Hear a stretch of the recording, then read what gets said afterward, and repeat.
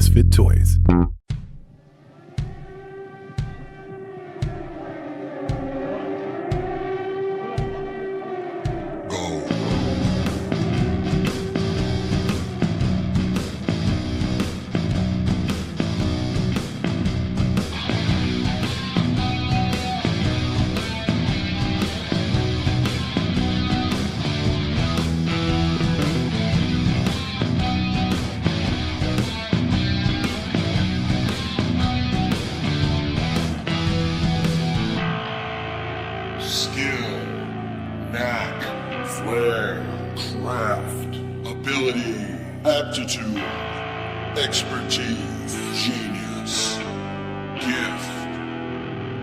I'm the fucking talent.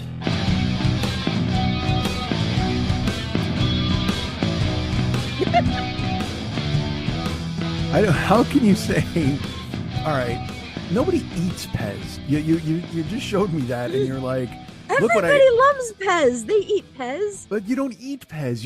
You absorb it. I mean, there's no, it's not a meal. You eat meals. Nobody eats fucking Pez. It's chalk. It's formed chalk.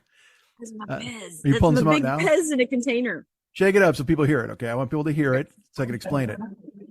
Well, no, that just sounds like a fucking well. You can't hear anything. What happened to your microphone? Wait a minute. Did you buy the silent Pez? You can't hear that? Hold on. No, I'm not even kidding. You can't. No. How come you can't? If you don't shake it, it'll make a... There's literally nothing. I'm not fucking kidding me. She's shaking a container that has Pez in it. Can you hear my mouth when I talk? You bought the... Yeah, absolutely. You bought the silent Pez. That's crazy. You can't hear that rattling? No, ma'am. Oh my God, it's crazy. I don't like your microphone. Your microphone's a fucking dick.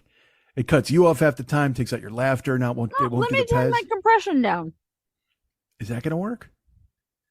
See, where have you been for all these years? That's a trick I should have known about. I should have known that about compression, because then people could, because what if people are hearing my voice completely different? Because I don't listen back to the show, clearly. So what if my voice comes out like a squeaky Mickey Mouse guy?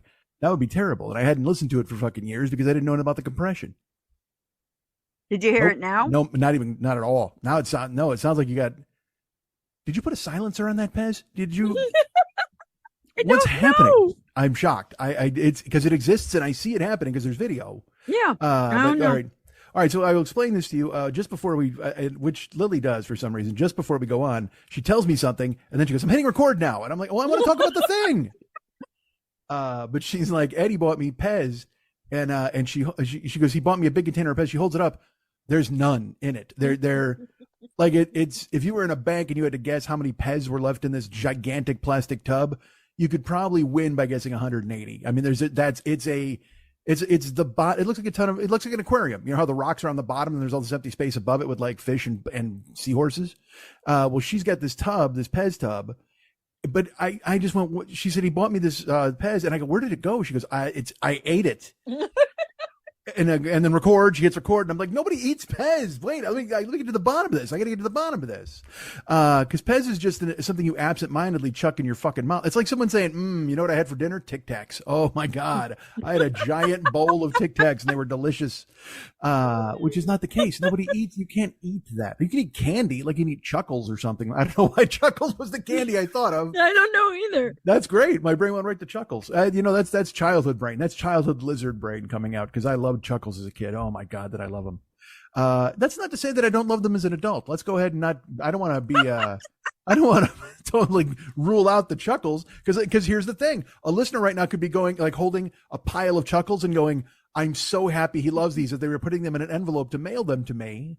And then clearly then I was like, "Oh no, I don't like them as an adult." And now they're throwing them in the trash. And I don't want you to please don't throw away your Chuckles. Send your Chuckles to me. I must consume your Chuckles. I will even eat the devastating black Chuckle. I don't mind. That's the only one I eat. Oh, what happened to you? You know why? Because your stomach is coated with a thick lining of Pez dust and you can't taste anything anyway. How dare you? Black Chuckle is, I as a kid, I would eat it and astonish children from miles around. They would come to watch and I'd be like, "Ha ha," and I'd hold it to the sky, not unlike the Lion King that was born. And then there would be a call would go across the Serengeti, and then I would consume the black Chuckle. And I would do this. I would bite the Chuckle in half, even though my mouth capable of holding several chuckles at once, even in my youth.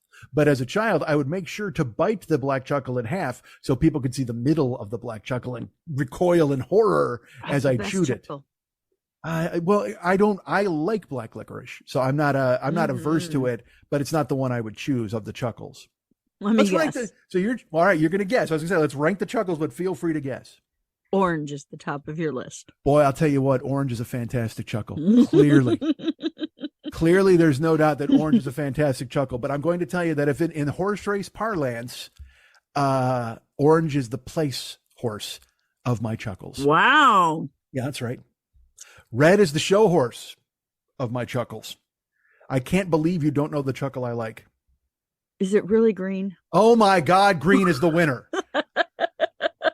You had to take into account that I discovered them as a child when I decided green was my favorite color, that probably played some sort of psychological But orange bias. has to be the favorite flavor. Orange is really delicious. And it's weird to say that about a candy. The green flavor is... It's green. Yeah. It tastes green. It's not apple and it's not mint. Like it confuses your brain because it just kind of, you know what? Yeah. I would say favorite of all chuckles, that would be the most chuckled flavor. Because the black one is black licorice, orange is that, red is cherry, and then green just tastes like green. Every one of those, except for there's what is the other one you can buy? The green, the winter green chewies. Certs? No. Oh my God, I had a bowl of certs for dinner last night. It was so good. Jesus Christ. I miss certs. Do they still make certs? I have to go look that up next. I looked up, this all started because I looked up Pez to be like, I want to get some Pez. And I'm like, you can buy them by the 2-pound box. Wow. And then they showed up because I said that out loud. Yeah. You blinked like Genie and they were in your lap. You're like, yes. Here's you know what, the certs question is a twofold question. It's do they still make certs? And do they still make certs with Retsin? That's the most important thing, because if I remember correctly, with our recent dealings with Russia having gone completely off the rails, they hold the world's largest natural storehold of Retsin over there in Russia. So there's no way they can be importing Retsin from Putin. Putin, Retsin, Putin. They're symbiotic. You can't separate the two. If you think of Putin, you think of Retsin. If you think of Retsin, you got to think of Putin. So now I fear that the populace is running around with pockets full of certs without Retsin. And oh my God, what do we do about that? What could we possibly do about that? We need to make a phone call. I bet right now, American ingenuity, they're in the lab right now inventing not only weapons that will kill you, but still make your clothes look nice, but also they're inventing faux Retsin.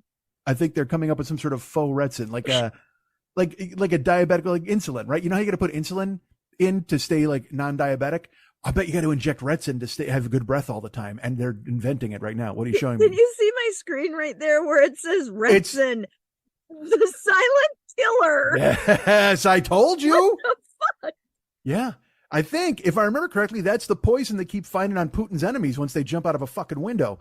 Those dudes jump out like 18, and then they're like, oh man, we found this dude. He was covered in blood and Retsin. There were traces of Retsin all over his lapels. And they're like, how was his breath? They're like, fantastic. He took his last one and it was fresh. God damn it. Fucking Ruskies and the Retsin murders. By the way, that is my favorite Columbo episode of all time. The Ruskies and the Retsin murders. Oh God, was it great. Just one more thing, Mr. Putin. Just one more thing. I noticed this roll of lifesavers on your desk. Oh, good Lord. Speaking of lifesavers, let's talk about that. Let's talk about lifesavers for just a second, because you and I have a shared commonality to discuss regarding the lifesaver right now. What is that? You know, I happened to see Lily this week in person. I went to grab her from her homestead and we took her to a store. Because once again, as you know, she's non-ambulatory, I think is the word I'm looking for. Her jazzy was kaput, if you don't mind. You know, I think that might be a good name for the show. Hold on, let me jot that down. Her jazzy was kaput. All right, we're writing it down now. See, that's not good for people, because you used to take notes. You used to care about this show. Now I'm the one who has to write stuff down all the fucking time. I love that I'm back and you just want me to do work. Is that the work? Really? Writing 5 words? All right, good. 4 words. Her jazzy was kaput. Again, maybe I go that route. That's fine. So oh my God, I could hear you laugh there. Like literally, because your microphone kicked in. Maybe the Pez, whatever the Pez dust. You know what? Maybe your microphone is covered with Pez dust, and that's why we can't hear it. Like Aretha Franklin's piano is covered with Cheeto dust. What? You don't know that story? No. Dude, it's a totally famous story. Aretha Franklin.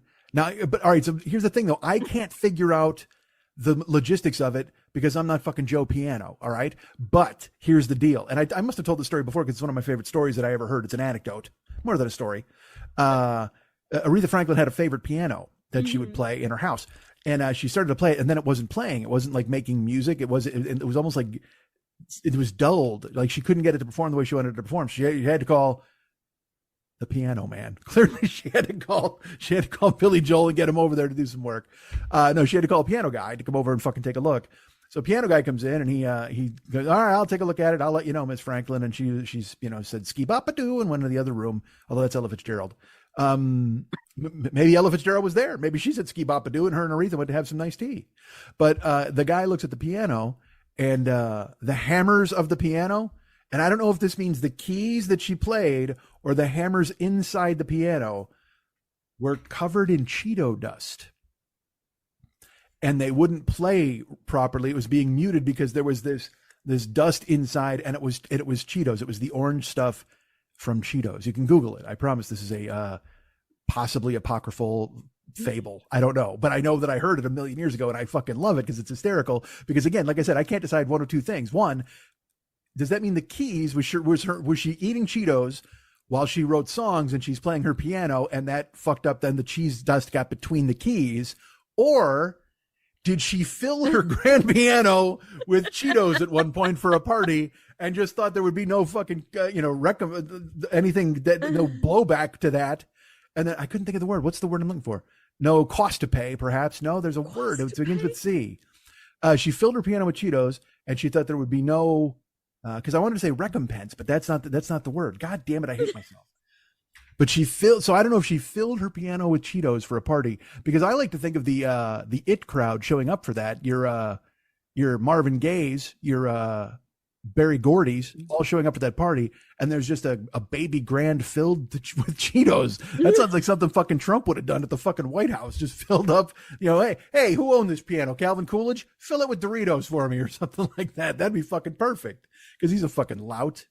But I couldn't. So I guess it had to be like she couldn't have filled the piano with that because she would have known something was up. Aretha Franklin, though not a piano repair person, clearly understands how a piano works, and she knows you can't coat the inside of a piano with any sort of snack dust because there are going to be terrible things. As we're learning today with your microphone, which is now covered in Pez dust, as you tried to shake it up in there, we couldn't hear it. Are you Googling the story? What are you doing? I'm trying to find it, but I'm not finding it. It's a story I read. I'm telling you, I'm looking. I can make up a lot of stuff. I got an imagination of stuff, but I will tell you this: that is clearly not something that I would make up. Because I'm gonna slander the Queen of Soul with snack slander. That's not gonna fucking happen. Why would I do that? You like Cheetos? You like Cheetos? You want to ruin a piano? Ruin a piano. She got a lot of money. She probably had a piano in every room. Might have had a piano in her bathtub. Why not? But that would have to be one of those little plinky plink pianos. You can't play that, right? Man, I saw somebody in the bath the other day, and it was a photo. What? I saw somebody in the bath, like on Facebook. Oh, well, that's even weird. Now it gets weirder. How is that weirder? Blame them for them weird post. I wasn't peering in a window looking at anybody. What I'm saying is, someone posted a photo of themselves either on Instagram or Twitter. I don't know, one of the fucking ghetto places that I go to all goddamn day and I waste all the time in the fucking world. And this person was like, a reminder, it's that time again, and they float. And this person was in the bathtub and they had Girl Scout cookies in their plastic container floating on top of the water. And they were like, I guess, eating them while they took a bath. Which, first of all, as we all know, baths are an instrument of the devil. Like you don't take a bath ever because you're just sitting in your own filth and it's fucking horribly disgusting. But also the very fact that look, I can't imagine like eating cookies in the bathtub. That just sounds, because there were suds too. So they're eventually get a wayward sud and it's going to get on your cookie and now your thin mint is going to taste like zest, and nobody fucking wants that. I ordered Do-si-dos, not Mr. Bubble-O's. I don't want them, you fucking putting suds all over these goddamn things. But then also, you're in the bath and your arms are underwater because there's nowhere else to put them. And then you have to reach out and grab a cookie. There's no arm place for your fucking thing in the bathtub. What kind of weirdo bathtub do you have? My bathtub always has an open side. Well, yeah, but then you're dripping water all over the goddamn floor. You don't want that. Well, how deep are you in this bathtub? You better burrow in. You better have, the only reason I'm in there is to get it up to my fucking chin. I bury myself. Your arm is over the side. You got a little tray across it that's got your Girl Scout cookies and a glass of milk. You're set. What are you, Dorothy Lamour? What are you? Tray why are you your fancy? bathtub? No, you don't have a. No, I don't take baths ever. No one takes baths. Well, you're sitting in your own fucking filth. You don't understand how baths work because your arm is out.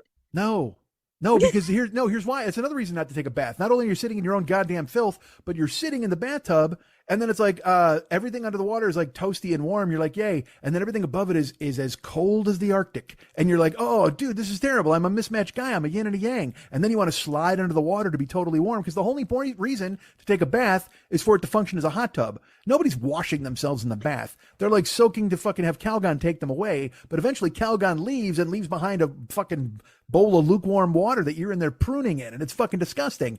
Baths are horrible for adults. I'm going to teach you how to take a bath. No, first, incorrect. You get your electric heater and you put it in the room so that the warm temperature of the air matches the warm temperature of the water, and it becomes almost like a steam room in there with hot air and a warm bath, and then you have food and a book sometimes.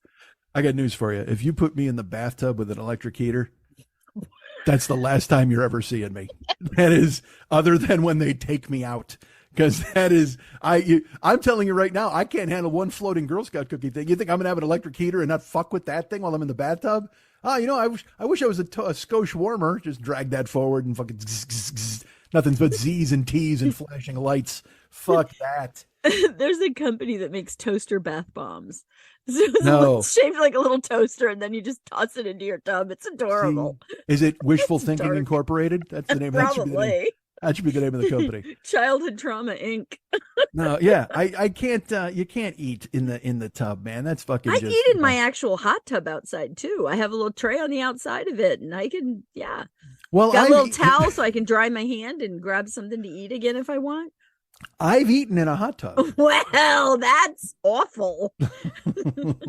You are literally where other people have eaten before, and not like in a good way. You know what? It's It is. It's just like the old country buffet of pussy. Then, if you want to go ahead and write it like that, I mean, I belly up to the old the snack bar at the old country buffet, and I have seconds and thirds. So what's the issue? The chlorine, the bromine, all of that is so bad. That's what keeps you safe. It totally keeps you safe. Oh my God, that's what keeps you safe. I'll tell you what. If Aretha Franklin fills her fucking piano with chlorine and bromine, then we're not having this discussion about her and her fucking repairman who can't get things done. I don't. I'm not a bath person. I got no interest in it. I don't ever want to. No, thank you. The last bath I actually took, like a literal bath, was I worked like a 12-hour shift at that Marvel Mania superhero restaurant, and came home and just ran all the hot water I could, all of it. That wouldn't go over the top when I put my gigantic carcass in it. And I remember that was when I looked at Karen and I said, I can't do this anymore. I can't, please. Can I quit this job and just try to go get any other job in the world? And that led to basketball. So I guess maybe baths aren't a bad thing when you really think about it. Maybe I need to do that now. Take another bath. You need to go take a bath. Conjure up some good luck. Conjure up a roll. Dude, I got contacted by fucking Central Casting this week 3 times for roles of bodyguards, role of security guards, and what was the other? Some other role of literally fat poor guy. And I mean, look, if you can't, I'm in for fat poor guy. Bodyguard, maybe not. You want muscle guys. Security guards, I could look schlumpy and lumpy, whatever the fuck. But fat poor guy, how do I not get picked for fat poor guy? I'm fucking him, the living embodiment. Maybe because they thought I would be too good at it. I'm the Anton Chekhov of fucking fat poor guy. I'm the Meisner of fucking fat poor guy. There's no method actor at all. I can live that role. I will live my truth and imaginary circumstances as a fucking fat poor guy all goddamn day. And all you'll want to do is cut me checks. That's it. That's all you want to do. Look at fat poor guy. Holy shit. You can't take his eyes off him. That was the problem. I'm supposed to be background. I'm in the background being the best fat poor guy you've ever seen. They'd be like, oh, we can't have, he's stealing focus from, I don't know, whatever, some 90210 kid or whatever the fuck. Whatever idiot's got a show now that they remade, that they won't stop remaking. Dude. I can't look. You watch Karate Kid, right? Don't you watch that? Whatever the fuck. I watched the first two and had to bail. Right. Because in your brain, you're like, you know what? This wasn't a bad idea for one season. And then 9 more seasons in, you're like, what the fuck is happening? There's no way these guys still know karate. There's no way. Karate doesn't even know karate anymore. There's nobody who does karate. That's the thing, is they latch onto something. Like, I'm just waiting for them to drag out, like, because some other sitcom was just remade or something, like not Family Matters, some bullshit. I don't know. Then they'd redo 90210 or fucking Melrose Place or one of those dumb fucking shows too. I don't remember. Dude, they got to make things that work. Make shows that make shows that work. Don't quit. Literally, every studio executive, they're armed with a shovel and they just dig up some old show from the fucking past and they go, hey, what about the corpse of Urkel? What if we dragged him in front of people for nostalgia purposes? Because again, you'll never go broke selling people back their own high school nostalgia ever. You'll make tons of money selling people back their youth. Hey guys, remember this? You guys remember Skid Row? Oh, I do. They were awesome. Let's go see them. How much are tickets? $50. Seems reasonable now that I'm an adult. But as a kid, I wouldn't have paid $50 because I was broke. But now I get to fulfill my lifelong dream. Where's the Aquanet? And then you go see Skid Row and they don't need Aquanet because none of them have any fucking hair left. And it's not even Sebastian. He's off doing Sebastian shit. Ridiculous. Same thing with these shows when you tune them in. I would think it would just be a depression factory watching these shows from your youth because you're trying to relive essentially that part of you. And then I'm like, I don't want to know that fucking Shannon Doherty's going through menopause on fucking the new Beverly Hills, whatever the fuck. And that just seems ridiculously sad. Eventually, if she's, I don't know if maybe, what would be really funny? Now that I think about it, because, they did the Brady Bunch movies, right? Mm-hmm. And essentially the storyline was they were still the Brady Bunch in modern times. Right. Great idea. Great way to do it if you're going to do it. What if they did a 90210 or a Melrose Place or a fucking, what was the one with, who's the chick? Katie Holmes. What was that one? Wasn't her name? Her name was Pookie or something. I have no idea. I don't know. There's something with a pier. Jason's Pier. I don't fucking know. God damn it. I have no idea. Okay. Well, what if you brought those shows back? All right. Like because there's, let's stick with 90210 because isn't that the one that has the Peach Pit and all those? Okay. What if you, and look, this could have been done already because it seems like too good of an idea for me to be just thinking of on the fucking fly here. What if you brought that show back and they acted melodramatic and stupid like they did back then, and everybody now is just like, what the fuck is wrong with these people? Like they were this island of all the people from 90210 lived for their dramas and their bullshit and their garbage, but in the real world where people are dealing with a pandemic and other stuff, and there's like, dude, there's bigger problems than fucking than Jolene's glasses, but it doesn't matter. You know what I mean? Like if you brought back Saved by the Bell and all those people were doing Saved by the Bell shit in a real high school, you know what I mean? And it was just like, Screech got stabbed, although he got really stabbed. I guess that's not a bit. I was in Wisconsin, in the city he got stabbed in when he got fucking stabbed. Like if we'd have been out, we could have seen it 2 miles away. But that's what I mean. Like they're bullshit problems and stuff where, Slater or whatever couldn't make the wrestling team. And then he had to run into some guys who were selling fentanyl. You know what I mean? Like that would be fucking take them but also have the old actors playing them. So have them literally if you took 90210 now with the grown-ups and drop them in the middle of 2023, but they had to act like they were back in looking 92 or whatever the fuck. So I was not feeling well the other day and I was laying in bed going, what can I watch? And I found That 90s Show, which is an updated version of that 70s show. And it is their kids and both Kitty and Red in the house. And there were guest appearances by different people. And they brought back David from 90210, and he was playing himself in high school as an old person. So when you said that, I was like, yeah. know, that was the funniest part of the whole thing. Was this daydream they had about the Peach Pit, and he was there as an adult in high school still. So I'm with you on this. I would totally watch that show. So now I think that there's no way it hasn't been done. Like, it must have been done in some construct like that. I don't. It was one little video dream where they were talking about, again, the whole show was terrible on so many levels. It was terrible. That was the show that spurred this kind of in my brain, where I was like, why do they keep digging up stuff from the past? Because I saw an ad for that 90s show, and I was like, you've got to be fucking kidding me. Like, what are you doing here? If I was an executive, and again, everybody likes money. Some guy wants an Aston Martin. He thinks of some dumb fucking idea. But wouldn't you be embarrassed if you saw? Fez was the only one that has a full story arc in the new thing. The other ones like dropped the kid off and left, and made a 2-second appearance and left. And Fez is like on the show as a hairdresser who's famous and successful, but doesn't have love. Spoiler, I hope I didn't ruin anything. Oh no. Oh my Christ. But it was just, I just kept going. It was like watching Married with Children 20 years later. And you just kind of went, why are we doing this? I don't. Because it's fucking brain oatmeal. Yeah. You know what I mean? So people can sit down and throw it on and go, oh, remember that? Remember this? Remember we did that and all this stuff. And also, like, it was Laura Prepon wasn't on it, was she? Like, Topher Grace was from that show. And Topher and the girl he was dating, whose name I can't remember right now, that went on to be on Orange is the New Black. She was the second character. I can't think of her name right now. That might be Laura Prepon, because Laura Prepon, yeah. She grew up to be all naked and stuff, which was pretty fucking hot. Mm-hmm. You know what I mean? She's a very attractive lady. And then what's her face? Is that Vanessa plays Hudgens? Meg. Is she in it? No, Ashton Kutcher's in it, and he married Vanessa Ashton Kutcher and Meg were both back. I can't think. She does the voice of Meg. That's all I can remember. I can't remember any of their names. Because again, I watched the whole thing going, I wish I had a fever. It would be better if I had a fever. I just have a stuffed up nose and a sore throat. Damn it. Ashton Kutcher, I don't know. I don't know what it was. And look, Ashton Kutcher has done very well for himself. Oh, yeah.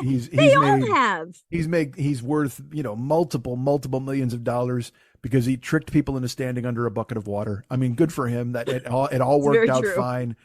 And there's nothing wrong with that. Again, whatever gets you there. Okay. That's the great thing. I mean, I'm sitting here ranting about them. So what the fuck am I doing? But I love when, and again, I'm sure he's done wonderful things for plenty of causes. He and Vanessa Hudgens both. That's his wife, I believe, right? Is he married to Vanessa Hudgens, or who's he married to? I don't know who he's married to. Mia Kunis. I always mix those two up. That's Meg. Mia Kunis. Okay. That's Meg. Yeah. So he's married to her, I believe, right? Yeah. I don't know. Vanessa Hudgens is she's 10 years younger than any of those guys. Like, she was a Disney kid who also got naked. Fucking hot. Vanessa Hudgens is ridiculously hot. She's also in Tick, Tick, Boom, which, let me go ahead and jump on and tell you this. If you didn't watch Tick, Tick, Boom, shame on you. Tick, Tick, Boom is a musical and you might not, if you don't like musicals, you're out. You hated it. Did you actually give it a shot? I tried and tried 4 times. I started it. Well, the good news is I watched it the 4 times you couldn't. Andrew Garfield is just the greatest. I mean, he is.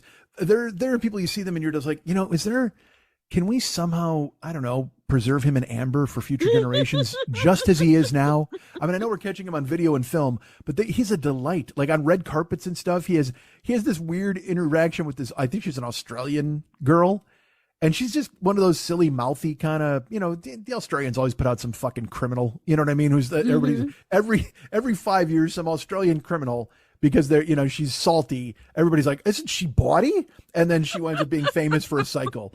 So that's when the Australians have some red carpet chick who, by the way, she's got millions of followers and she's entertaining. She's interesting to me. I find her, because it's, again, people watch these red carpets and they all want to look at the clothes and be like, ooh, fancy red carpet. But then they also are like, someone should take these jerks down a peg. There's always that little thing that lives inside of everybody where they're like, wouldn't it be great if the red carpet was on fire and everybody died? Someone roots for that. There are people who actively are like, stupid Hollywood. Well, this Australian girl, her whole function is to be there to kind of take the piss out of people. You know what I mean? To be just like, oh, your movie was really good. I didn't see it, but how are you feeling today? Like that kind of bullshit. And that's their whole presentation. Is I don't get you guys, but I'm here for whatever reason. Like that deal, the disenfranchised red carpet host. So and then she's Australian, so she's throwing in a bunch of fucking Sheilas and Crikeys, and she's talking to everybody, and they're like, "Oh, isn't she just glorious? I hope a stingray doesn't stab her in the chest." But she has this running thing with Andrew Garfield now, and I know, by the way, please understand, I'm not watching any red carpet coverage. Don't think I know. You spit out your soda. I'm sorry. You. Yeah. Because as I talk about it more, I realize this sounds like I'm wrapped with my chin on my fists and my elbows on my knees watching red carpet for fucking everything. I'm not, I promise.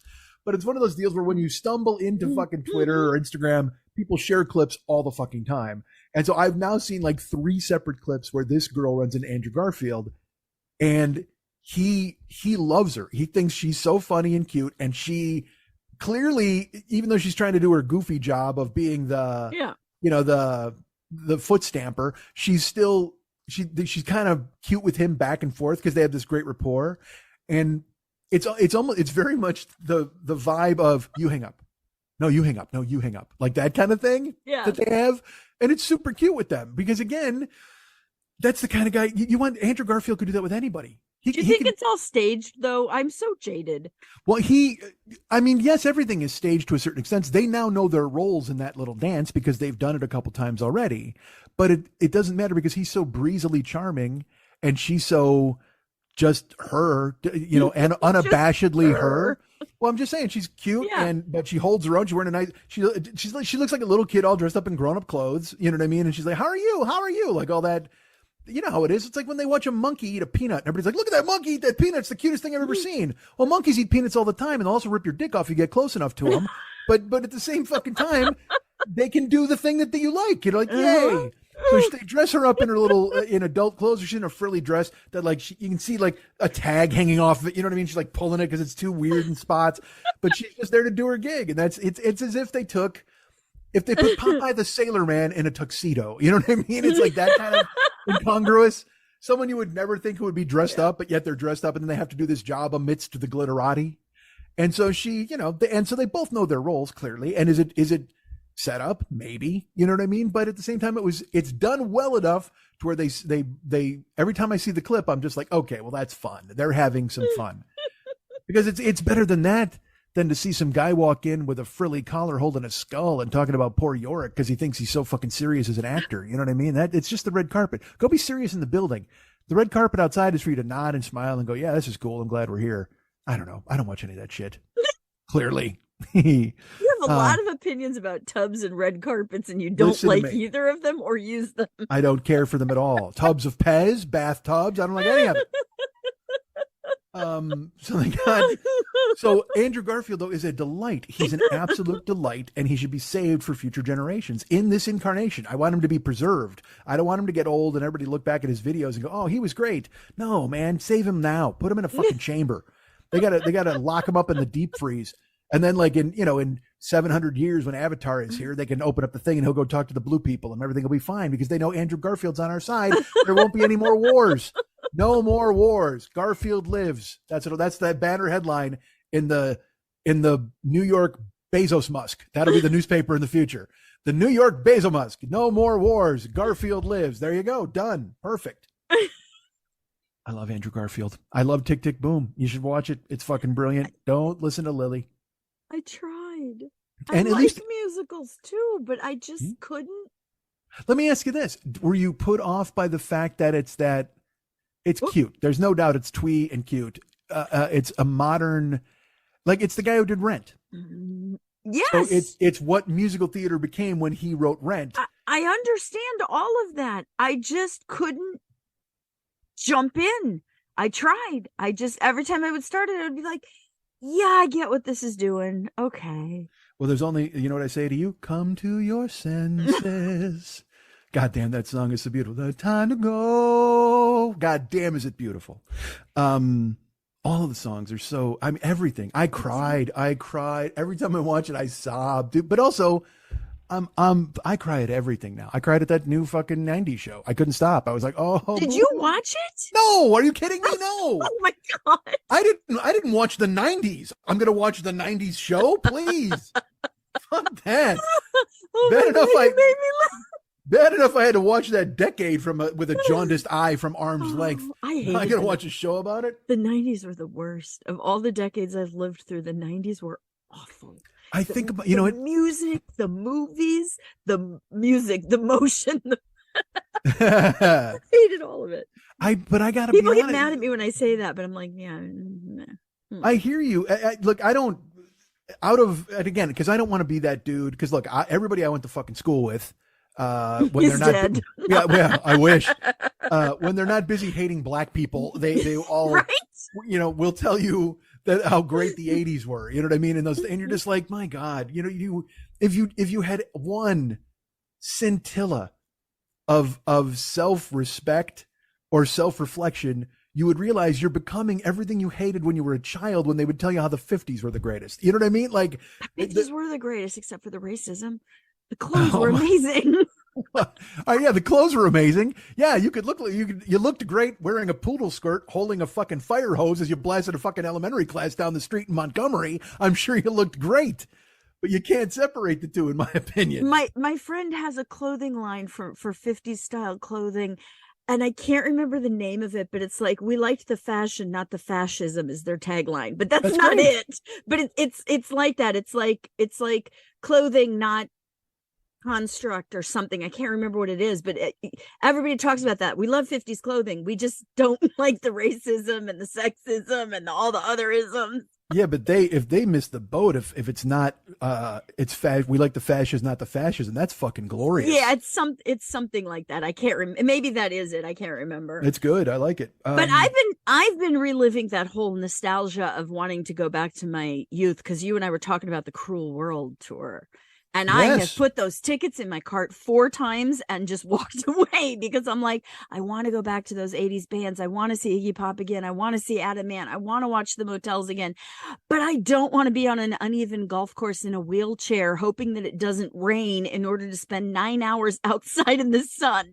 Well, I was just going to say, let's be honest. You rolled away. You put the tickets in your cart and you rolled away. You weren't walking at all. It's just so hard to go, man, I really want to, but also, like, for the price of Eddie and I to go, I could fix my broken tooth right now. And so it's like, oh God. But fuck that. You're old. You don't need that tooth. Fuck that tooth. Go to the show. No, fuck this. I need to be able to eat. No, man. You know what?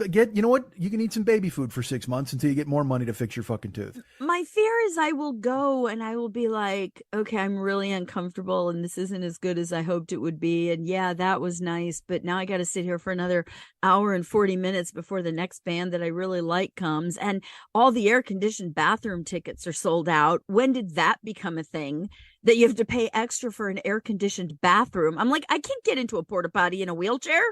I don't know if you've known this, or there is not room in there to turn around. Yeah, I'm aware of it. So you just kind of go, I'm old. Well, that's the thing. I've talked about it many times on the show. There's an old man who lives inside me, and I got to fight him every time I want to do anything. And I'm talking like, I even going to a movie sometime, I'll be like, yes. Oh, fuck, that thing's like fucking 3 miles away. And then I got to do this, and I got to park, and you're like, you know what I mean? I got to find a ride. That's what it's so stupid though. There's no reason to be like that. And because then you see other people who are just like, you know what? I'm going to the Congo next week. Yay. And they're all excited. I'm like, I don't know who the fuck you are. Like, I don't know why that seems like a good idea at all. I don't even want to do the conga, let alone go to the fucking Congo. Believe me, that's too many people in a conga line for me, let alone the whole fucking continent. Crazy. I got invited to go on a cruise. Oh, okay. And I literally went, Eddie, can you see me rolling back and forth on a boat during turbulence? See, well, you didn't even think, I think even deeper than that, right? You would go on a cruise, because knowing who you are these days, all right, and you can't deny this. You'd be on the cruise. It wouldn't even be about fun or rolling around or on each other. By the end, I'm serious. How many days was the cruise? Just tell me. 7 days. Okay, 7 days. By day 5, you're being towed in a dinghy behind the giant cruise ship. You give me credit because nobody wants to hear you tell them to put on a fucking mask again. Like, literally, yes, you would get on the ship. It's not even about the wheelchair at that point. You'd get on the boat, And only because it's 7 days, you'd make it to day 5, because Eddie would finally lock you in the room for a few days.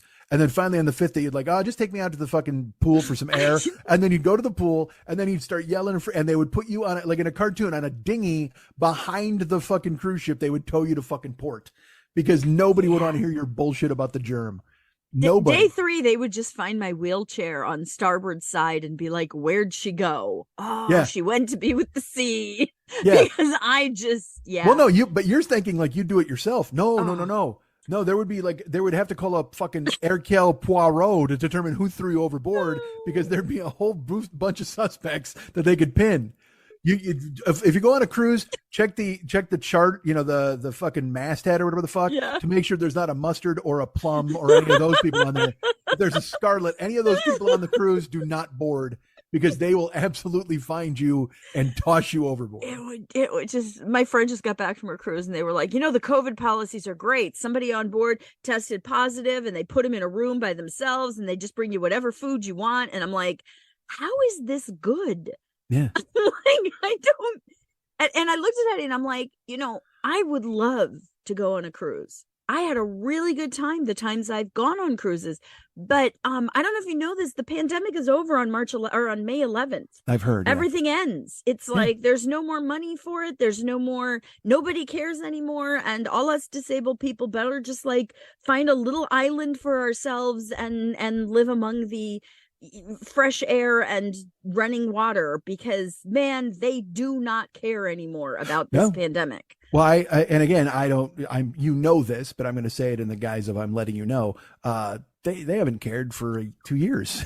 Well, but at least there were some programs in place. I mean, we're going to lose telehealth. We're going to lose coverage for all of the things that finally made people who are disabled be able to participate in the system a little bit. Yeah. And I mean a little bit. Well, when you talked about the ship and she's like, it's fine, someone got COVID and they put them in their room and they bring them all the food that they want. I just want to look at that person and go, it was fine for you. Yeah. Because they made this person hide in a wall for the rest of the time that they spent $5,000, whatever the fuck, how much money it is. Yeah. It made them a zoo. They put them in, they made them in jail. That you literally, that person's like, hey, I can't wait to go out and play some shuffleboard. And then 2 days later, they're Papillon because they got a fucking disease and got thrown in the fucking, the masthead or whatever the fuck. I can't even remember the names of a ship. The bow, steerage, all those fucking places. The bow, the steerage, the starboard, But also that's that person's fault, because, you still have to take precautions. So if you get on a ship and then you're doing the fucking spin dance with Kate Winslet at an Irish party, of course you're going to get the fucking COVID. It's going to happen. Then they're going to lock you up. And Billy Zane's going to try to bribe everybody to fucking make sure you never get out of the room. I'm just hoping that someone will want to pay me like a French model. Oh, there's no doubt. That's the only reason I'm going on a cruise. I got to be honest, man. I just the very fact that you even considered it for 5 seconds, I can't believe you would. Because seeing you again. I keep telling myself, you can't stop living. If you want to do something, you have to just do it, even though it will be miserable for part of it. But then I go, yeah, I really can't. Just can't. It just wouldn't work. I like the first part of that, and that's the logic you should use to go see, fucking the flock of seagulls or whatever the fuck. Cruel World. Oh, the lineup is just amazing. It is literally everything I remember about my childhood. But the other problem is, have you had this happen where you're like, oh man, this is going to be great, and then you show up and you're like, maybe my childhood wasn't that great? Well, I mean, only if you're viewing it through that prism. Like I said, I mean, I talked, you might remember when I was dating my ex and we went to a show and it was Dee Snider and Kicks and Lynch Mob and stuff. And I told that story where we had fun. Yeah. It was fun. Kicks was really good and stuff like that. But it was at Summerfest in Wisconsin. And I've gone to a lot of these shows. Okay. I've seen Poison multiple times and Rat and all these, these bands when they come down the pike. And people view that as they open up their old trunk and they blow the dust off their spiked wristband, and the women cram themselves into clothes that they don't fit in anymore, halter tops, they tease their hair up because they're reliving what it meant for them to be 15, 16, 17, 20. And so that's what they do. And every one of those shows, Pat and Pardo, whenever we would go, we would always, you'd literally like, all right, fucking 9 o'clock. You know what I mean? So everybody turn their head, you'd be like, oh Jesus. And it was always, I did make fun of it. I'm not gonna lie. We'd make fun to ourselves, like teasingly. We'd be like, "Oh Jesus, look at that dude," that sort of thing. But also, I will admit that I also understood the whole value of it because there would be people dressed in their sleeveless zebra print T-shirt and their jeans with a big fucking buckle and their fucking hair done, but they would also have their kids. Mm-hmm. That was the thing is like when you go see Kiss, like all these people who bring their kids to see Kiss because they want their kids to see what they loved, what they were into. And also as a child, like, I mean, I grew up listening to Elvis and Motown because of my mom, AM radio, until I discovered Kiss and I discovered all these, until Van Halen and stuff. So I listened to my mom's music for the longest time, and I'm grateful that she had good taste in music. You know what I mean? Because it could have been some other bullshit. Oh, I grew up with the worst. Right? Yes. I grew up near the Grand Old Opry in Florida. Oh boy! Like, oh my, all of it. That's rough. That's and nobody wants it. And again, Crystal Gale has a beautiful voice. Tanya Tucker, great voice. I just was so tired about hearing about trucks and bad relationships and standing by the man that abuses you. It was like, oh, I'm done. Well, so these people would, they dress up, you know what I mean, to go to these shows, and it's a spectacle, certainly. Mm-hmm. But then when I went to that show with my ex at the Summerfest, there were people, again, they were dressed up in their 1982 finest. Everybody looked like they were in a White Snake, state of mind, and they're drinking. That's what they want to do. They want to go relive their youth for 2 hours. And then these dudes showed up. It was a group of probably 5 dudes, and they had hair metal wigs on. And they treated it like Halloween. And so they'd walk up to people, literally, and they'd put the devil horns up and they'd be like, yeah, rock. And you're just like, you assholes, what the fuck are you doing? They were making fun of the thing that those people loved, and they paid for the privilege to do it. It's like, what the fuck are even? And everybody, and if they had stayed among themselves and made fun of it to themselves to be ironic, fine. But they would literally walk up to people and go, fucking rock, yeah, metal, and I'm like, what are you fucking idiots doing? What are you hoping to accomplish here? I wanted to jack one of them. I was just like, dude, get the fuck out of people's faces. Because these people, again, in Wisconsin especially, these people might work in a fucking beer mill all week, stepping on hops like fucking Lucy in a sketch. And then they finally get one day free and they get they want to do this one thing. I told you again, I'm telling stories upon stories that I've told a million times. I learned my lesson at the Seeger concert when we went to Bob Seger. And me and Pat and Siegel were we're making fun of it. We're sitting there, we're having fun and we love the songs. Yeah. But we're also making fun of Seeger and making fun of the whole kind of production. And a woman turns around and she goes, psst. She goes, hey, will you be quiet, please? I'm trying to watch the show. And it hit me in the pit of my stomach. I'm like, this woman might have waited her whole life to finally see him. To see Bob Seger and paid for a sitter and came out. She wasn't wrong for scolding me. She was absolutely right. I was the one who was being a shitheel. Yep. And so that made my whole image, the imagery change in the future when I would go to shows. And that's why then seeing those fucking dudes basically cosplaying metal or whatever the fuck, metal, and just saying, anytime anybody does that, you metal or you're just like, what are you fucking doing, dude? And also, you're not funny. You're a cliche. Nope. You guys might think it's hilarious, but it's just fucking stupid. It drives me crazy. So when you have to go to this thing just because you got to see, you've got to get your epaulets out and wear your adamant jacket and go to this fucking thing. Oh, I wish I still had my adamant jacket. I have my adamant bandana. I found that. I know where that is. See, you bring that because then when you fall and break your leg, it's a tourniquet. And they drag you off into some air-conditioned bathroom you don't have a ticket for? There's 80 bands or something, and I'm like, I want to see 5 of them. I don't have all day. I just don't.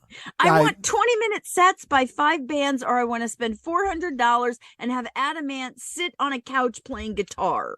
You know what I mean? It's like you're Greg Behrendt at this point, where you're like, that means. Greg Behrendt has a fantastic bit about concerts, and it's about how when you go to the show, I'm going to bastardize it because I don't know it by heart, but it's essentially he's like, no opening band. I don't want to. I didn't pay to see your struggles. I'm not interested in it.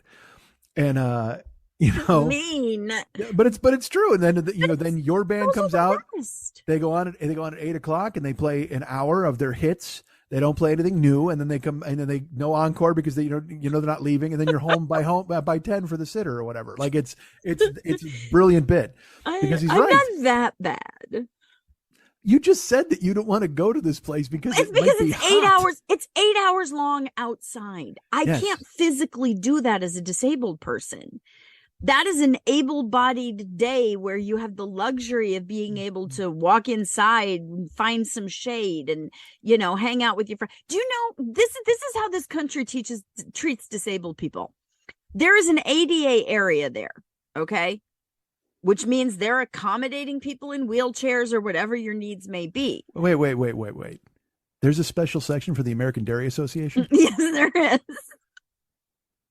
All right. I mean, I guess why to each their own. You got everybody. It's a level area. It's ironic because if the No. people you're talking about were in the American Dairy Association, perhaps their bones would be strong enough to support them through their entire lives.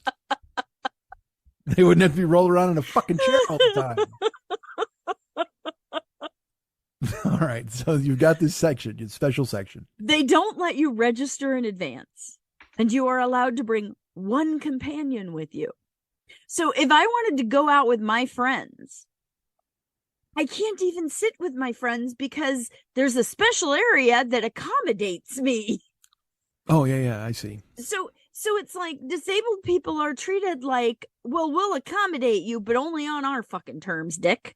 And so it's like, Eddie could go with me, but he might have to stand in the back and not be able to sit up front near me on my wheelchair because there might not be enough space depending on how many wheelchairs there are. Well, And also, you just go, man, But now it that I think sucks. about it, it's a festival, right?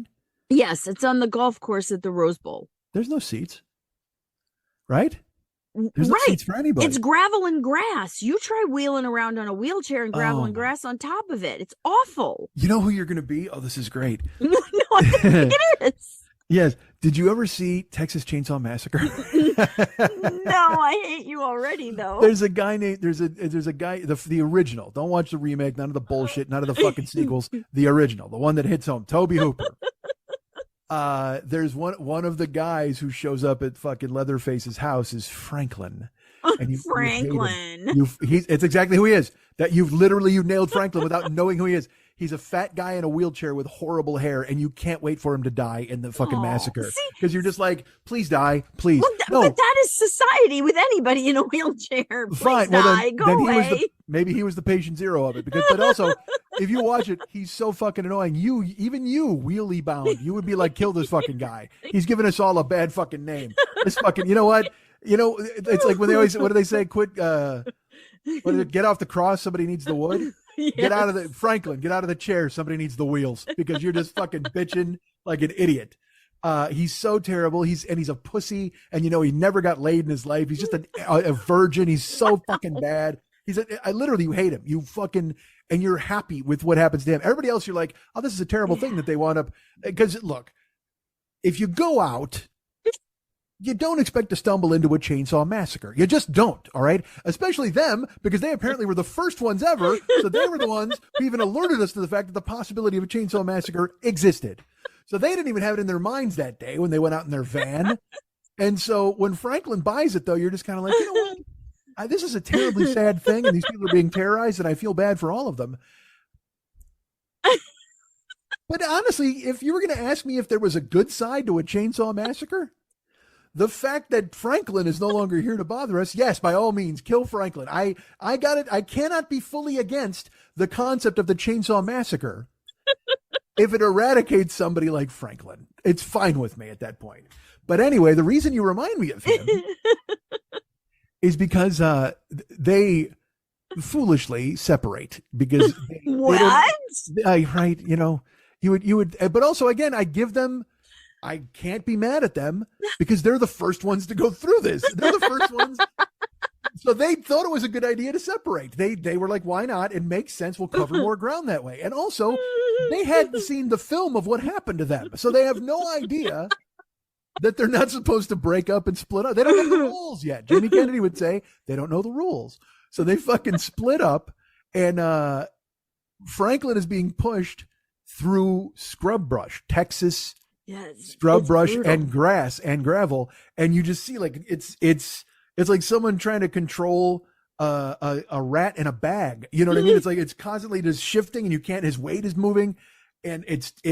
So I It's think of rough. you being pedaled through the grassland through the scrub brush, not unlike Franklin from Texas Chainsaw Massacre. Only he was killed with a chainsaw, and you are going to be murdered by ABC. You know, with the vocals of Martin from ABC. You and I saw ABC together. Remember that show we went to? I do. And again, I love this and I love concerts and I want to go out and do things. But man, the world does not want you out there. They want disabled people home away from everyone. I can't tell you how many people when I'm like, could you just not cough in my direction? Oh, if you're that sick, just go home. I'm not sick. You're the one that's going to get me sick. There's a movie called, you ever see Contagion? Yes. It's fucking awesome. I've watched it. Yes, it was one of those it's brutal. during the pandemic. I watched it a bunch of times. Like I just happened to see it again about a week ago. It was just on, or it wasn't on. I just saw it on HBO and I started it because I was doing stuff. And there's a scene where they're all waiting in line for medicine at the pharmacy, and everything's breaking bad across the world. And they're looking to get this stuff called Forsythia, which is the the horse tranquilizer of its day, the thing everybody thought was going to cure them. Yes, it's so amazing how that movie basically predicted everything. And there's a woman in line. She's a reporter, and a guy behind her just blasts out the wettest cough you've ever heard. It's wet and dry at the same time, if that makes any sense. It's just awful. It's awful. And she turns around, she goes, "Could you cover your mouth?" And he goes, "Fuck you, lady."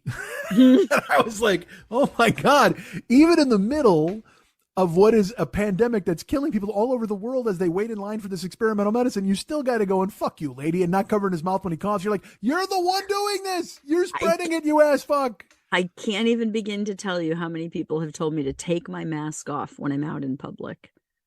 I am still in awe sometimes at the audacity of some of these fucking old white guys, because it's them. It's a lot of them. Women just snarl at you, but the men are always the one that are like, you should take your mask off. You don't need that anymore. The pandemic's over. And I just look at them and I go, oh, I have cancer.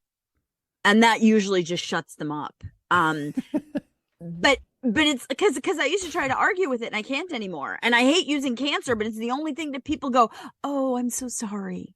Because otherwise they're just assholes to me. It's awful. And again, to touch on that, like I don't, I just, that's when they do that to you, that's solely about them. It's solely because you make them uncomfortable.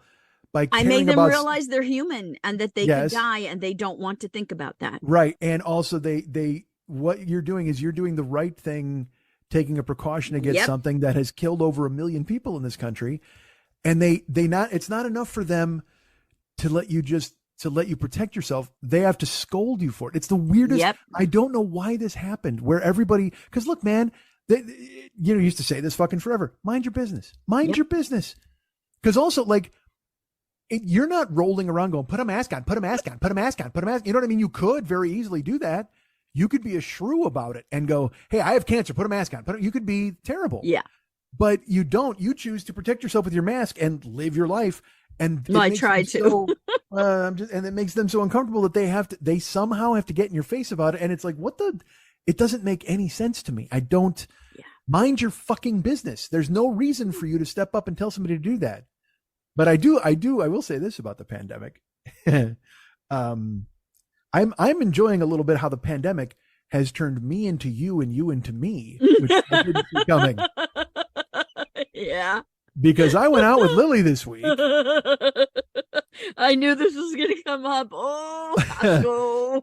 Well, we went to Costco, and I had to pick you up at your place, and because look, I will tell you this: when I pick Lily up, I go knock on her front door, and there's signs that say wear a mask, and I know I'm supposed to wear a mask in her house, but I'm just knocking on the door to get her to come out, and she opens the door and she's like, "Put your mask on," and I'm like, "I'm just knocking, I'm just fucking knocking. I'll go to my car. The mask's in the car," and then she will get in the car with me. I wear a mask when I'm with her because it's, you know why? Because I love my friend. That's why.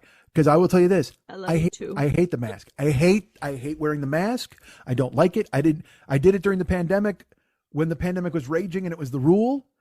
And now that there still is a pandemic, but there's no rule against it, I've never been exactly the one to be, okay. And also I feel for me, I recognize that the pandemic is still active and people are still in danger.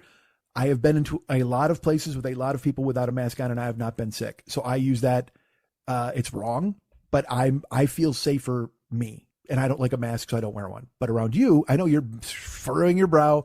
I'm wrong. Well, I'm furrowing my brow because it doesn't make any sense. It's not logical to say that I feel okay when I could be sitting in a room full of people that I might get it, and then I might spread it before I even know I get it. I agree with you. I'm not saying I'm right. Yeah. I'm saying I don't like wearing a mask. I don't either. Yeah. But I have been for 7 years now. And I have not. And I didn't like it when I had to do it. Look, I'm not sitting here. I'm not debating or saying that what I'm doing is better or smarter. I would be absolutely much better protected if I wore a mask, but I don't like doing it. And I'm rolling the dice on my immunity and the medicines I've received. You know what I mean? So that's that. But when I'm with you, I will absolutely respect what is needed and wanted. And so I wear a mask. I wear a mask in the car. You do, and I appreciate it. I wear a mask in Costco or wherever we go, if we go to lunch, whatever. So we went to Costco, and I wore my mask because I'm a grown-up. And Lily puts her Jazzy to work. She hops on her Jazzy, and we go rolling in. And we had to find eggs, which as you know, are now the absolute hidden treasure of any grocery store. They do what they can to keep the run from happening. Because I will say this. We went in Costco, they've got this, it's essentially chicken coop. It's like a meat locker. I mean, it's fucking, it's freezing. It's like, they don't have a display case of eggs. They have a room of eggs and dairy products. So we go into this fucking thing, and it was hopping. I mean, people kept coming and grabbing. There wasn't a run on eggs, but everybody was coming in and grabbing them and taking off. And so I went and I got some eggs. Lily needed some eggs. Lily needed some almonds. Lily, whatever. She needed some stuff. She asked me to take her. I took her, and we went, and it was a good time. And I needed plates and eggs, so I went.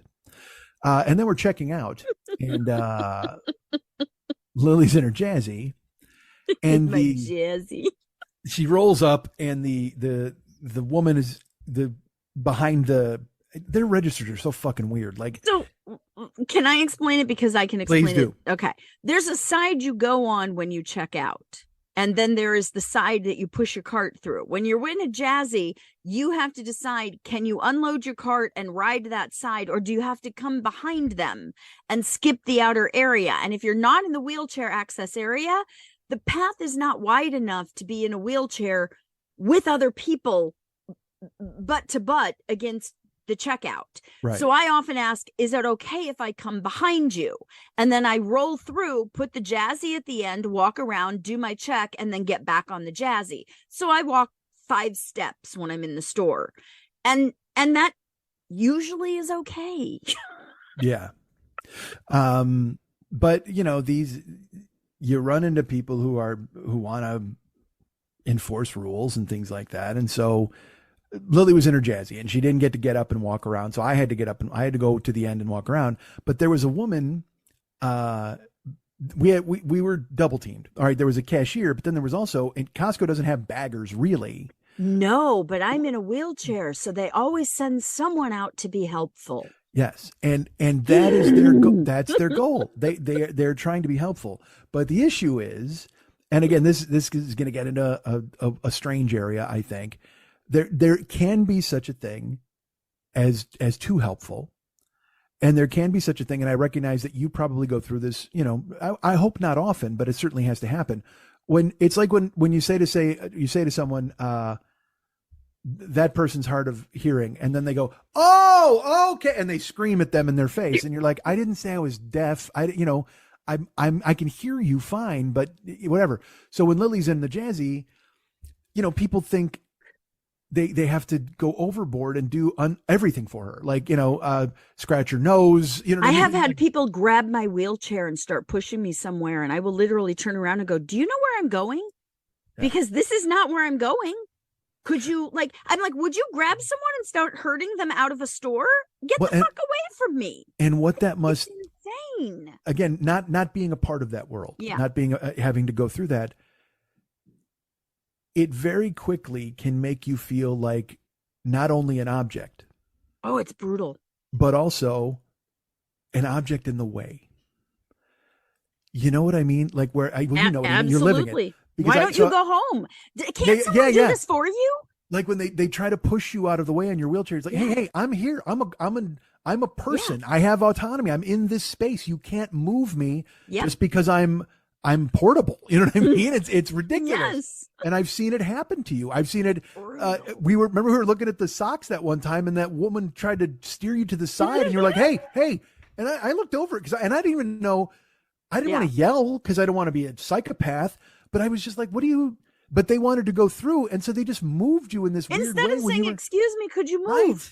Like you don't exist. Like you would with someone with a cart that is an extension, not actually part of their extension of their body. And again, it was a woman, so I wasn't going to say anything. But it was like you were furniture to be moved. Yeah. It was the fucking weirdest thing. So I've seen it where everybody. It's brutal. And again, there are people also who mean well, okay, but they don't understand that. You know what? You're also, because you're in a wheelchair or whatever, they think that you are this Fabergé egg that they need to walk on tenterhooks around, and they have to be kind to you at all times. And they don't realize, you know what? Hey man, I might get mad. I could be angry or cranky or grumpy. It doesn't matter that I'm in a chair, but then they think you're embittered and mean because you get mad at the thing that they do, or they think they're doing a good thing. And you're like, you're not doing a good thing. I'm a grown up. I can do stuff. Mm-hmm. And you're frustrated because you're not allowed. Look, some things you can't do for yourself. Yes. But then they think you can't do anything for yourself. And you're like, I can do this thing I can do. Great example is one time at Costco, I was sitting there in the Jazzy, and I'm looking up at something, and in my head, I'm going, do I have that at home or not? And this guy just walks over, grabs it, and puts it in my cart and goes, there you go. And I went, thank you. I don't want that. I love that guy. Could you please take that out of my cart? I did. I just had that happen to me. What the fuck? I was in a grocery store, and this old woman, and she's like, excuse me. And she goes, I can't get that. Can you get that for me? Yeah. I said, oh, absolutely. And I took it off the shelf and I handed it to her. She goes, I just wanted to read the label. And she wanted me to pull it to the front of the shelf so she could read it. And I just went, oh, okay. Well, what do you want me to do? What am I supposed to do now? Like, I'll put it back. You want me to pay for it? You want me to give you $20? I mean, what did I do here? I don't know now.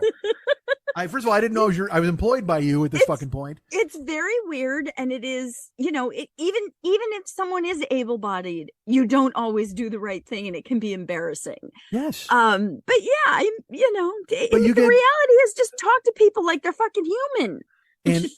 But I've seen that.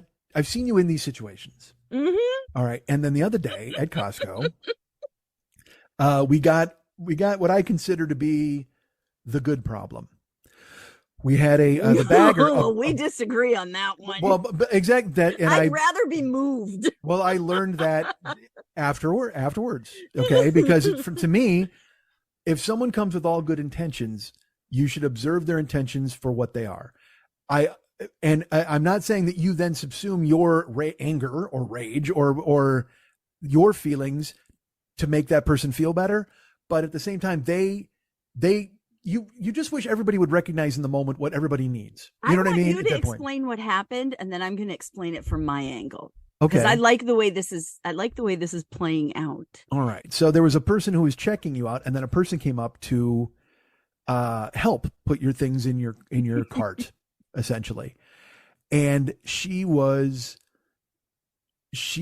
went overboard with cheerfulness, like this crazy, almost like pinching your cheeks and going, oh, good to see you out. I'm glad you're doing for yourself. Like that, like really acting like you were somebody who, like you had accomplished everything in the world because you were buying eggs in a Jazzy. Yes. And so she's just like, oh, it's good to see you. I'm so glad that you're here. It's oh my God. And she's putting stuff in your cart, and she's not asking you where you want anything. She's just piling it in your cart. And then finally you go, hey, I need this to be over here. And she goes, oh, and she goes, well, can you calm down? And Lily went, can you calm down? Can you calm down, please? Norman goes, well, I'm making sure that you're getting everything. And she goes, I understand, but you're really aggressive right now. And there's a beat, and the one goes, I thought I was being nice. And Lily goes, I just, right. It's overwhelming. And I'm trying to get. I never said it was overwhelming. I did not say that. I stopped and looked at her and gave her the 5 seconds of silence to let her realize this was her problem, not a me problem. Yes, but the 5 seconds of silence just made her go off the deep end. Yes, because then she just went, I'm a nice person. I do nice things. I thought I thought I was doing a good thing for you, but I guess you don't think so. I've worked here 16 years and I'm nice and no one ever said I wasn't. And it was just, I'm sitting there, I'm just like, oh, good Lord. And I'm like, okay, we're good. And because it's making me uncomfortable. And my weird anxiety is like, Right. because again, I recognize that she came from a good place. And I recognize that you're tired of dealing with people who think they come from a good place. So you have to fucking take it. I saw it all unfold. Okay. And I was just like, and I will say, so whatever. Anyway, so I said, okay, I got it. I'm moving stuff. And you're like, Mike, can you pay? You handed me the thing and I took care of it. And do you know why I had to say, Mike, can you pay? She wouldn't get out of my fucking way. She wouldn't get up to, she wouldn't let you roll forward. She would not stop. And finally I said, can you stop this, please? And I grabbed the rest of my groceries to put in, and she got very upset. Then but she started with the I'm nice. I'm a good person. Yeah. And I don't know who you think you are. And whatever the fuck. Oh, well, how about when she said, yeah, Mike, you take this, as I'm trying to hand you my credit card because I can't leave. I'm stuck. Yeah, but the way she said it was, because you said, Mike, can you take this? And she goes, oh yeah, Mike, why don't you take this? Like she was very sarcastic about it. It was bad. I had to give my PIN number across 5 feet so that he could check out for me. Yes, they wouldn't let. Because I couldn't get back around. Move. She wouldn't get out of the way. So here's the reality of how I deal with people like this. Let 5 seconds. Let me go stop ahead. you real quick. Do you want me to finish all the way out of the store? Sure. Okay. Sure. So then we finally got everything squared away. And the girl, as we were driving away, Lily was driving away. I'm not in a jazzy, but as we're rolling away, she wouldn't stop. And she's telling the cashier, she's talking shit to the cashier and stuff. And not like that woman was a bitch, that woman was mean, but very much like, boy, you try to help someone and I couldn't believe, I'm a good person. I help people all the time. And we got out. So, and then when we went outside, I said to Lily, I go, do you want me to get the car or do you want to wait here in the jazzy or how do you want to do it? And, she goes, well, just whatever you want to do. And I was just like, because at that point it was tense with me and Lily even, because I was just like, she was mad and sad at the same time. And I'm like, all right, I'm going to go get the car. So I got the car and I pulled up and opened the trunk. And I was silent. Like I wasn't saying anything because it was awkward and weird. And so I started putting things in the trunk. And then Lily said, we talked and you said something like, that woman was out of line or whatever she said. And I go, she was. I said, honestly, you asked me, you go, was she out of line? Am I crazy? And I said, do you really want me to give an opinion here? And she said, yes. And I said, she was being very helpful and trying to help. And then it got to be too much. And when you told her she was aggressive, she should have absolutely stopped talking and walked away. Yep. I go, she was absolutely out of line. And then Lily goes, well, then I'm going to go fucking complain. Well, what you said to me was the woman that was actually taking the card from you kind of rolled her eyes and agreed with the woman that was checking out. Yeah, that's when I went, fuck both these cunts, because that put me over the edge. And she's like, I'm going to go file a complaint. And I go, Lily, just get in the car. We're fine. Because again, it was this total role reversal of Lily being me going, fuck this. I'm going in there. You know what? And truth be told, because I was loading the trunk of stuff. And then Lily's like, I'm going in to complain. I go, you don't need to complain. It's fine. And she goes, I'm fucking going. I'm going in. And I threw her almonds as hard as I could into the trunk. And I slammed the trunk of my fucking car because I will tell you completely, it reminded me of my mom. It reminded me of my mom just going, fuck this. I'm doing this. And you're like, Ma, we're done. We're away from the bad people. And she's like, fuck this. They need to fucking know. And so then I just got mad because I'm like, and I'm mad at Lily. I understand what she's doing, but I'm just like, I don't see the point in it. Like I said, my fire has gone out in a lot of these ways where I just go, fuck, I don't know what we're doing here. And so then you went to go back in and now you can take over and tell your side of it. So I'll tell you what happened. I started riding the scooter back up because I was going to set it down and then go into customer service. And as I was rolling up, a woman about my age walked up. I'm going to cry. Well, yeah, we were out because we're still outside. Now, let me tell you, let me set up Kesco. Okay, go ahead. Yeah. So I'm coming up the ramp to put the jassy back. And this woman about my age goes, where did you find that? Did you find that out there? And I said, no, I'm bringing it back right now. And she said, oh, I need one. And I said, I understand completely. And I got up and I handed it to her.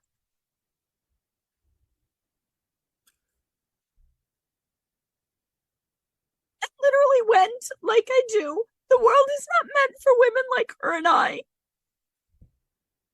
And instead of going crying and complaining. I said, fuck it, I'm going home. I don't need this shit in my life. And walked back down to the car and left. The reason that this upset me so much, though, is here I am being independent through the use of a mobility device. And I couldn't go through the side where you normally are and then come to the end and the groceries meet you and I put them in, because there were 4 kids eating candy and coughing. And I'm like, I don't know, were there 2? I don't know how many kids there were there. There were kids there with no masks on, and you and I were the only 2 people wearing masks within a fucking probably 30-foot circle around us. And I had even asked you, hey, just go this way. And you said, look at those. You said, look at those kids. Yeah. And I'm like, there are 2 kids coughing with candy in their mouth and spittle all over the place. And I'm like, again, COVID is not the only thing that can get me sick. The flu can fuck me up. If I have to vomit, I throw my neck out.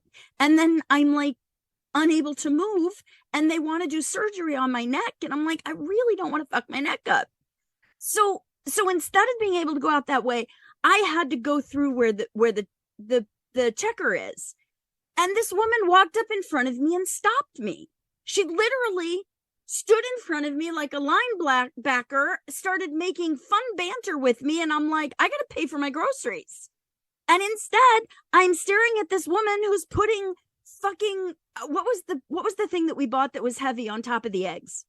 I can't even remember what it was, but I'm literally like, of something. Why are you putting a box of anything on top of my eggs? So already I'm just like, I hate you, but okay, whatever. And I'm like, thanks. And she's like, da da da da. And I can tell she's not going to leave. And she's rearranging because it doesn't all fit in there 3 times in front of me. Yeah, she was playing cart Tetris and she was playing she was playing the worst Tetris because she wouldn't put stuff on top of eggs. Yeah. If you're going to be a checker and you're going to bag stuff, learn that heavy stuff goes on the bottom, fragile stuff goes on the top, and you don't put chemicals and fresh foods together. You don't. You just don't bag that way. So she's just keeps rearranging it and being perky. And finally, I just went, you're being aggressive. And I said it just like that with both my hands up, like, I don't know what to do here.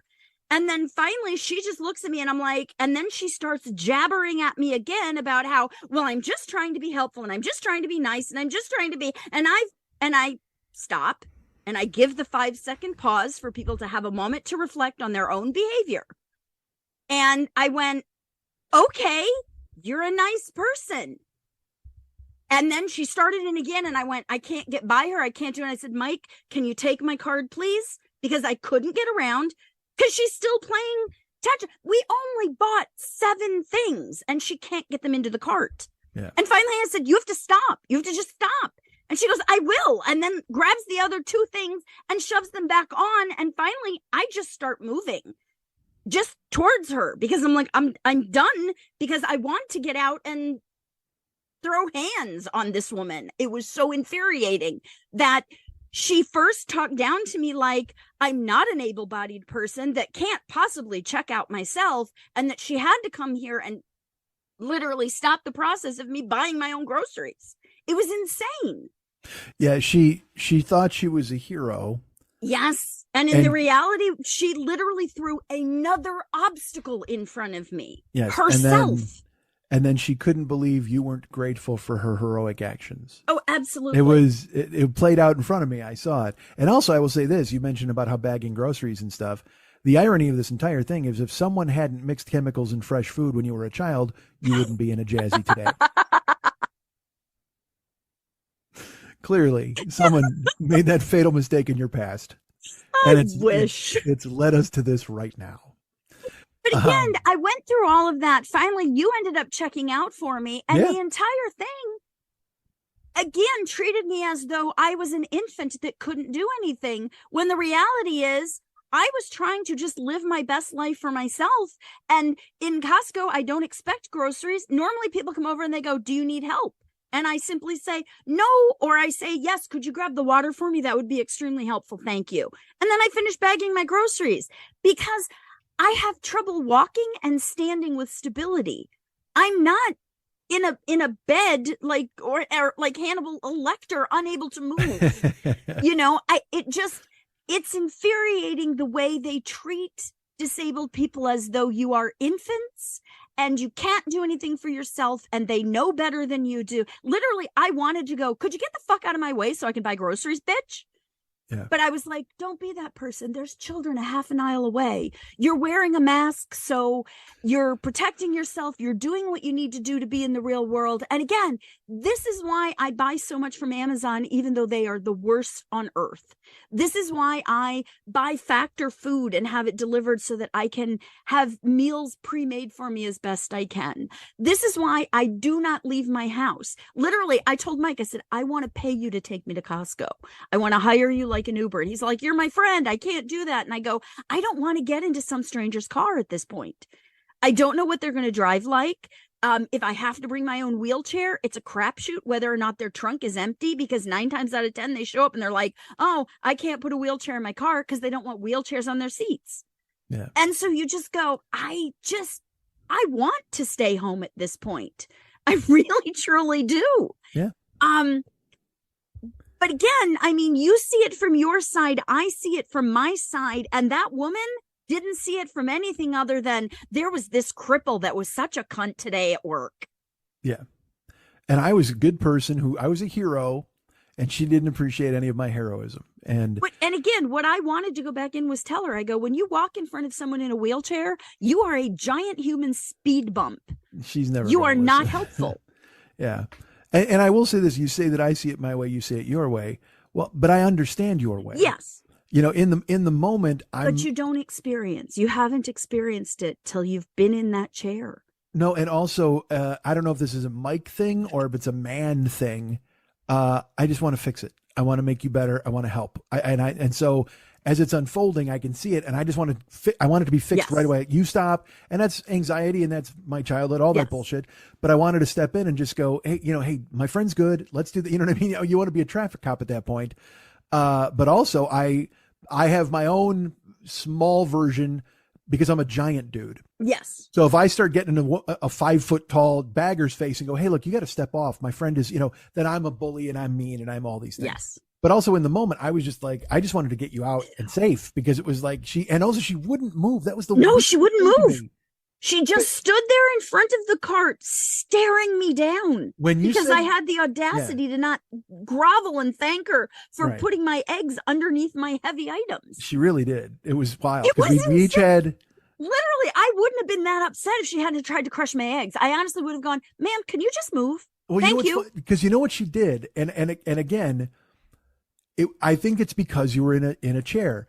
Absolutely. She literally, but she tried to just put all your stuff in the cart and then sort it out. Like, it was like she just wanted it off the belt, and then she's like, okay, now I'll figure it out. But she put the eggs in because we each got an 18 pallet of eggs, and then you bought a box. It was a big box of something, like I forget what it was. Croissants. I had croissants. That's those were a big lightweight. package of those. But there was a big thing, and she put it on top of the Two eggs. hangers, 2 boxes of hangers. That's what it was. There was boxes of clothes hangers. It was light, but it was a big bulky box, and she put it right on top of the eggs, and you're just looking and going.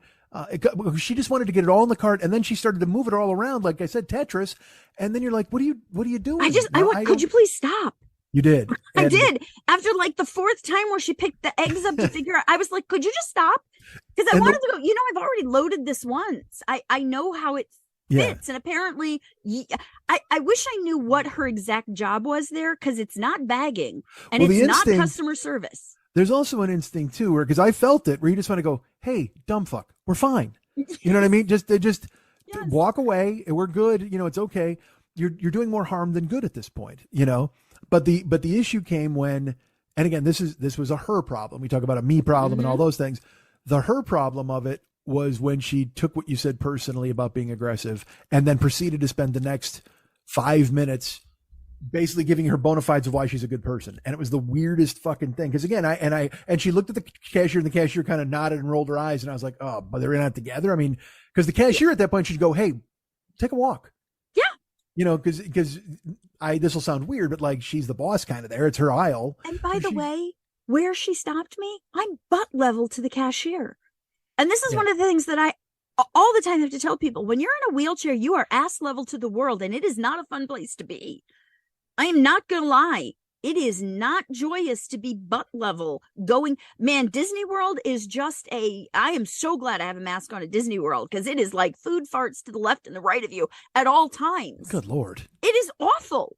It's like being a kid. Remember when you were a kid and you were that height and all of a sudden your grandpa farted and you're like, oh my God, it's right in my face. My grandpa was a fine person. Well, there you go.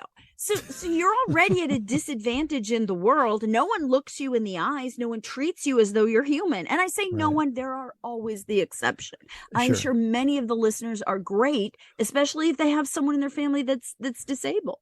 But yeah, it took everything in me not to just run her over at one point.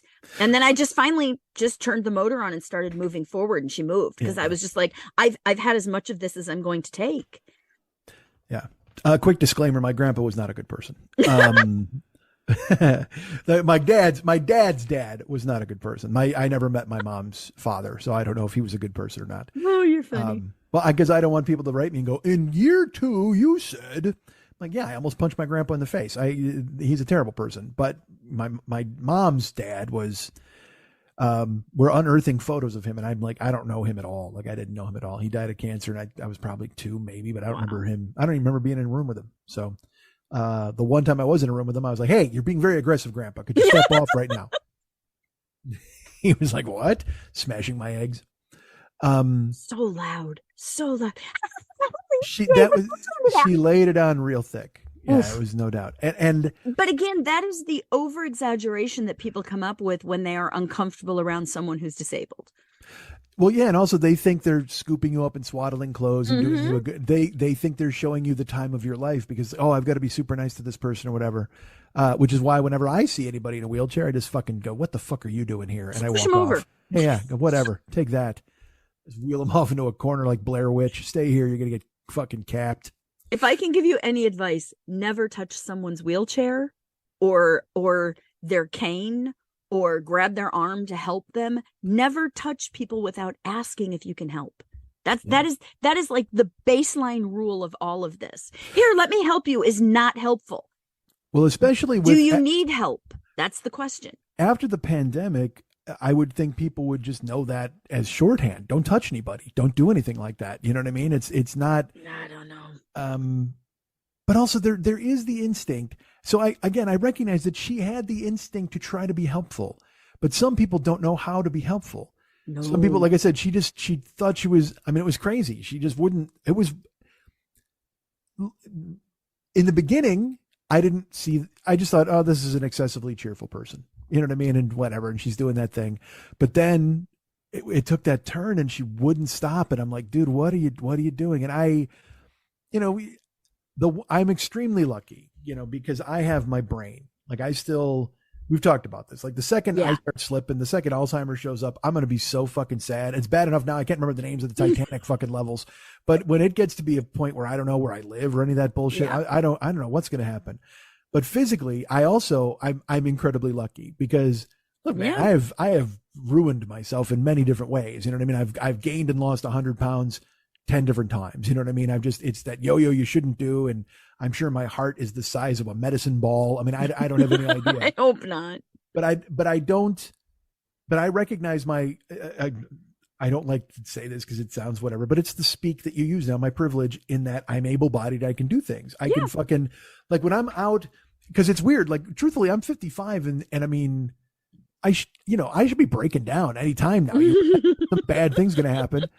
But like when I'll walk outside and I'm in the air and I feel fucking great. And I walk to my car, I feel good. And I'm walking around the storage. I revel in the fact that I feel great. You know what I mean? Physically, I'm happy about it. And then to contrast it with you in the extreme situation that you're in, you know what I mean? And also I gotta think it's so, everything you're dealing with is an incredible challenge. And it takes a toll mentally and physically. Absolutely. But also to not have answers has to be the most devastating part of all of it. Like you don't get told the right thing. They always send you for a different test and you're like, I've had this test, but they're like, we're going to do it again. Like they don't know what to do with you. And the ping pong aspect of it. And when you're looked at as a medical oddity, it just must be so crushing half the time. It is. I mean, I'm on a couple different chat groups. I'm in a couple stuff. I mean, the problem is the last 3 years people have been dealing with the pandemic and everything has been triage, and it has been really hard to get any kind of answers or treatment or anything that way anyway. When you argue with a doctor by saying I've already tried this, and then they say to you, well, I guess there's nothing you can do, huh? You just go, oh, well, you're the wrong doctor then, because if I tell you this is what's happened before and you don't want to go, what are other options? You're either a lazy doctor or a bad doctor. I don't know which. That falls on you, which is a conversation I've actually had with a doctor before. And I'm like, could you please put it in my notes that you don't care to treat me anymore because you can't find an answer because you're a bad doctor. Or you can refer me out. And if insurance doesn't want to cover it, that's great. But the problem is, like, even now with pain prescriptions and the way they're dealing with opioids, they won't even give you pain medication to go in and have, you know, an IUD put in as a woman, because if you write an opioid because someone's coming in for a procedure, that will trigger against your license. And, you know, once you've prescribed so many opioids, they do an investigation on you because you're pushing drugs. Literally, this is the healthcare system right now. I'm not even fucking joking. And so I have sat here at this point going, I have the checklists for all of these diseases. And if you score 60% or higher, you probably have it. I'm in the 70 to 90 on most of these with past experience and treatments and da-da-da-da-da. And I'm like, I pretty much know what my diseases are at this point. And none of them are diseases that they've put any money in investigating or fixing. So anyone who has EDS literally had the first breakthrough in 30 years about 6 months ago. That's it. Good Lord. And that is, we think we know the genome that causes it. Yeah. And that's it. Yeah, and so it's like, there's still no real treatment. You know, I'm being treated for the psoriatic arthritis, which is helping with the inflammation, but that's also messing with the possible POTS or tachycardia. Fuck, I forget what the other one's called, which causes the dizziness. And, you know, it's like I was down for 2 days with a cold and now my ankle is dislocated again or suplexed. I don't know which, because what's the point of even looking at it? I can't stand on it again. And I just have to wait for it to go back in. And so you just go, there's not a whole lot they're going to do for you because opioids don't help. And there's 4 different meds. I've tried 3 that don't work. What are you going to do? I'm currently in testing for allergies, and you know, I got my thing back and it says that I'm not even allergic to shrimp. I was in the hospital and had to have an EpiPen when I ate shrimp 20 years ago, 30 years ago. and now I'm not showing up on the blood test that I'm allergic to shrimp. Let me ask you this. Is there a chance that the medical community has decided that it would be easier to kill you with shrimp than treat you the rest I of your literally life? looked at Eddie and I'm like, you know, they're telling me I'm not allergic to shrimp. Let's go get some coconut shrimp and find out. Yeah. And he's like, that's not funny. And I'm like, well, we can do what we do like I do when I take any new medication. I go to the parking lot in the emergency room. And then you take the medicine? And I take it in there and I wait 30 minutes. And if I don't have a reaction and my throat doesn't close, I go, great, let's go home. Because if I were to take it at home, they won't give me a new EpiPen. And now that I have shown that I'm not allergic to shrimp, I have nothing that they should prescribe an EpiPen for. Well, I don't know about allergies, but I know that if you're sitting there, if you're eating shrimp in a parking lot, you're sick in some way. Clearly, you have some sort of illness is going to manifest itself if you're eating shrimp in a parking lot. So don't even think about the EpiPen or the allergies just yet. Well, I'm also thinking that's a good way to go out. Just all you can eat at Red Lobster. Let's right? do it. Yeah, let's do it. Who doesn't die at a Red Lobster at least once a month? That's part of the charm. No. Dude, if I don't die with a cheddar biscuit in my throat, I don't know. I'm not really dead. That's the only way to fucking go, man. But again, you know, the testing is just, we'll take another x-ray. Oh yeah, your neck looks worse than it did before. Okay, what are we going to do? Well, you could have surgery, but if you do have EDS, it's probably not going to heal anyway. Well, all right. Okay. So what do we do? Yeah. Well, and you and I have talked, and if you don't, we've talked about an end game, and if you don't want to talk about it here on the air, I have my end game. Yeah, I know exactly how I'm going out, and I'm going to go out on my terms when I'm ready. And that is something that is so crazy to me to even have that holstered. I wish you didn't have to, clearly. I mean, I wish, like us, you were just spending your time fearing death instead of having a detailed schematic of how it's supposed to take place in a manila folder somewhere. Yeah. Yeah. Because we've talked about it. Like I said, I know you've said it often. And as your friend and someone who loves you, my instinct is to go, oh, stop. Oh, don't, but in the beginning, that was my instinct. Yeah. But now in speaking to you and understanding just how serious you are about it, and because it's been a decade, we've talked about this at least. Yes. Where you've told me, oh no, I know what's going to happen. I already have it planned out.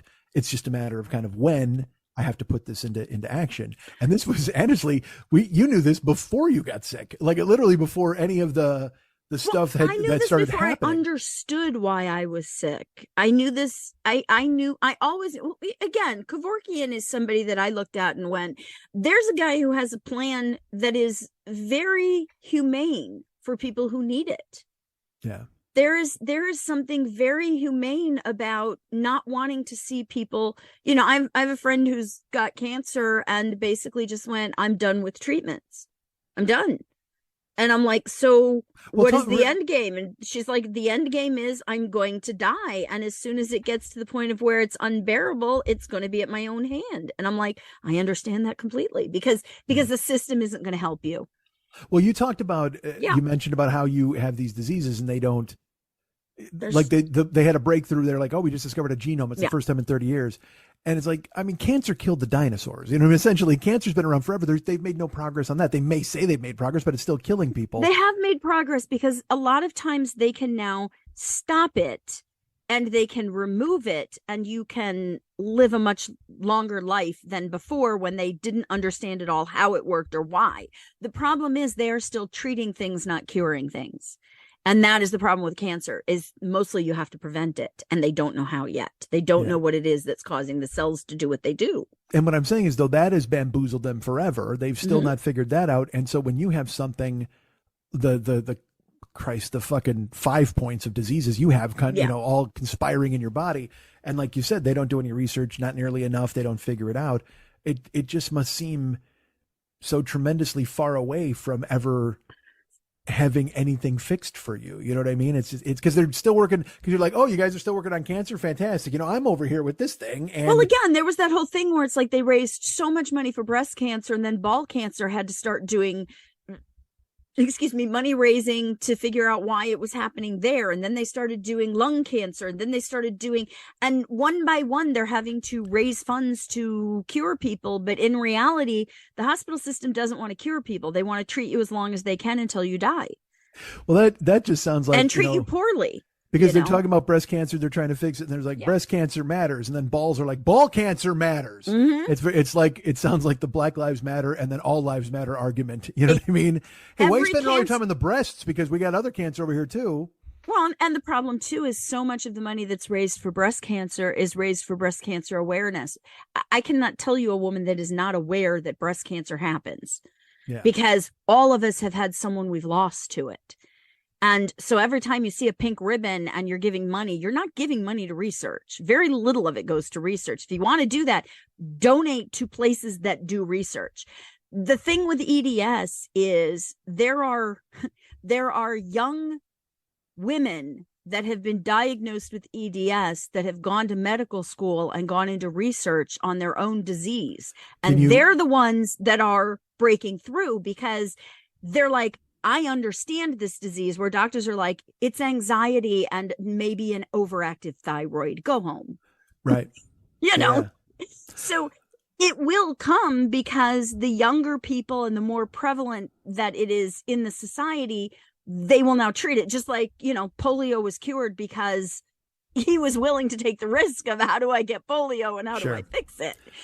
Well, and you establishing that women who have EDS are the ones doing the research and the ones coming through with the breakthroughs to try to cure themselves.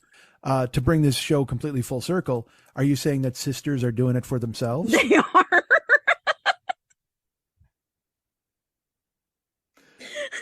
Oh, Aretha.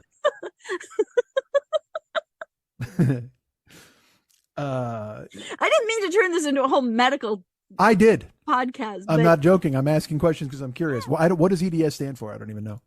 Ehlers-Danlos syndrome. I think it is a connective tissue disease in which, and the best way to describe it, and the easiest way to describe it, and it's not perfect, is imagine if your body was made up of glue, which is your collagen.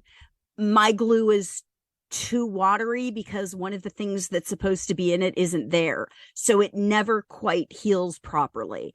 And Ehlers-Danlos can go from people who are contortionists and their joints pop in and out completely to people who have Marfan, who are very tall and lanky, and their tissues literally shred. So they end up having to have like open heart surgery a couple times. Often they can have damage in elbows and joints, and their fingers are really long and kind of funky. So there's like 17 subcategories of it as well. Stretchy skin can be one, and then there can also be all of the vascular stuff that comes along with it, which is what takes you into Marfan. So what I think we need to do, clearly, I mean, and again, I'm no medical professional, but I think we need to get fucking Ehlers and Danslow into a dark room with a light bulb and kick the shit out of these guys till they tell us what the fuck to do here. I mean, obviously they named the fucking thing. They know what's up.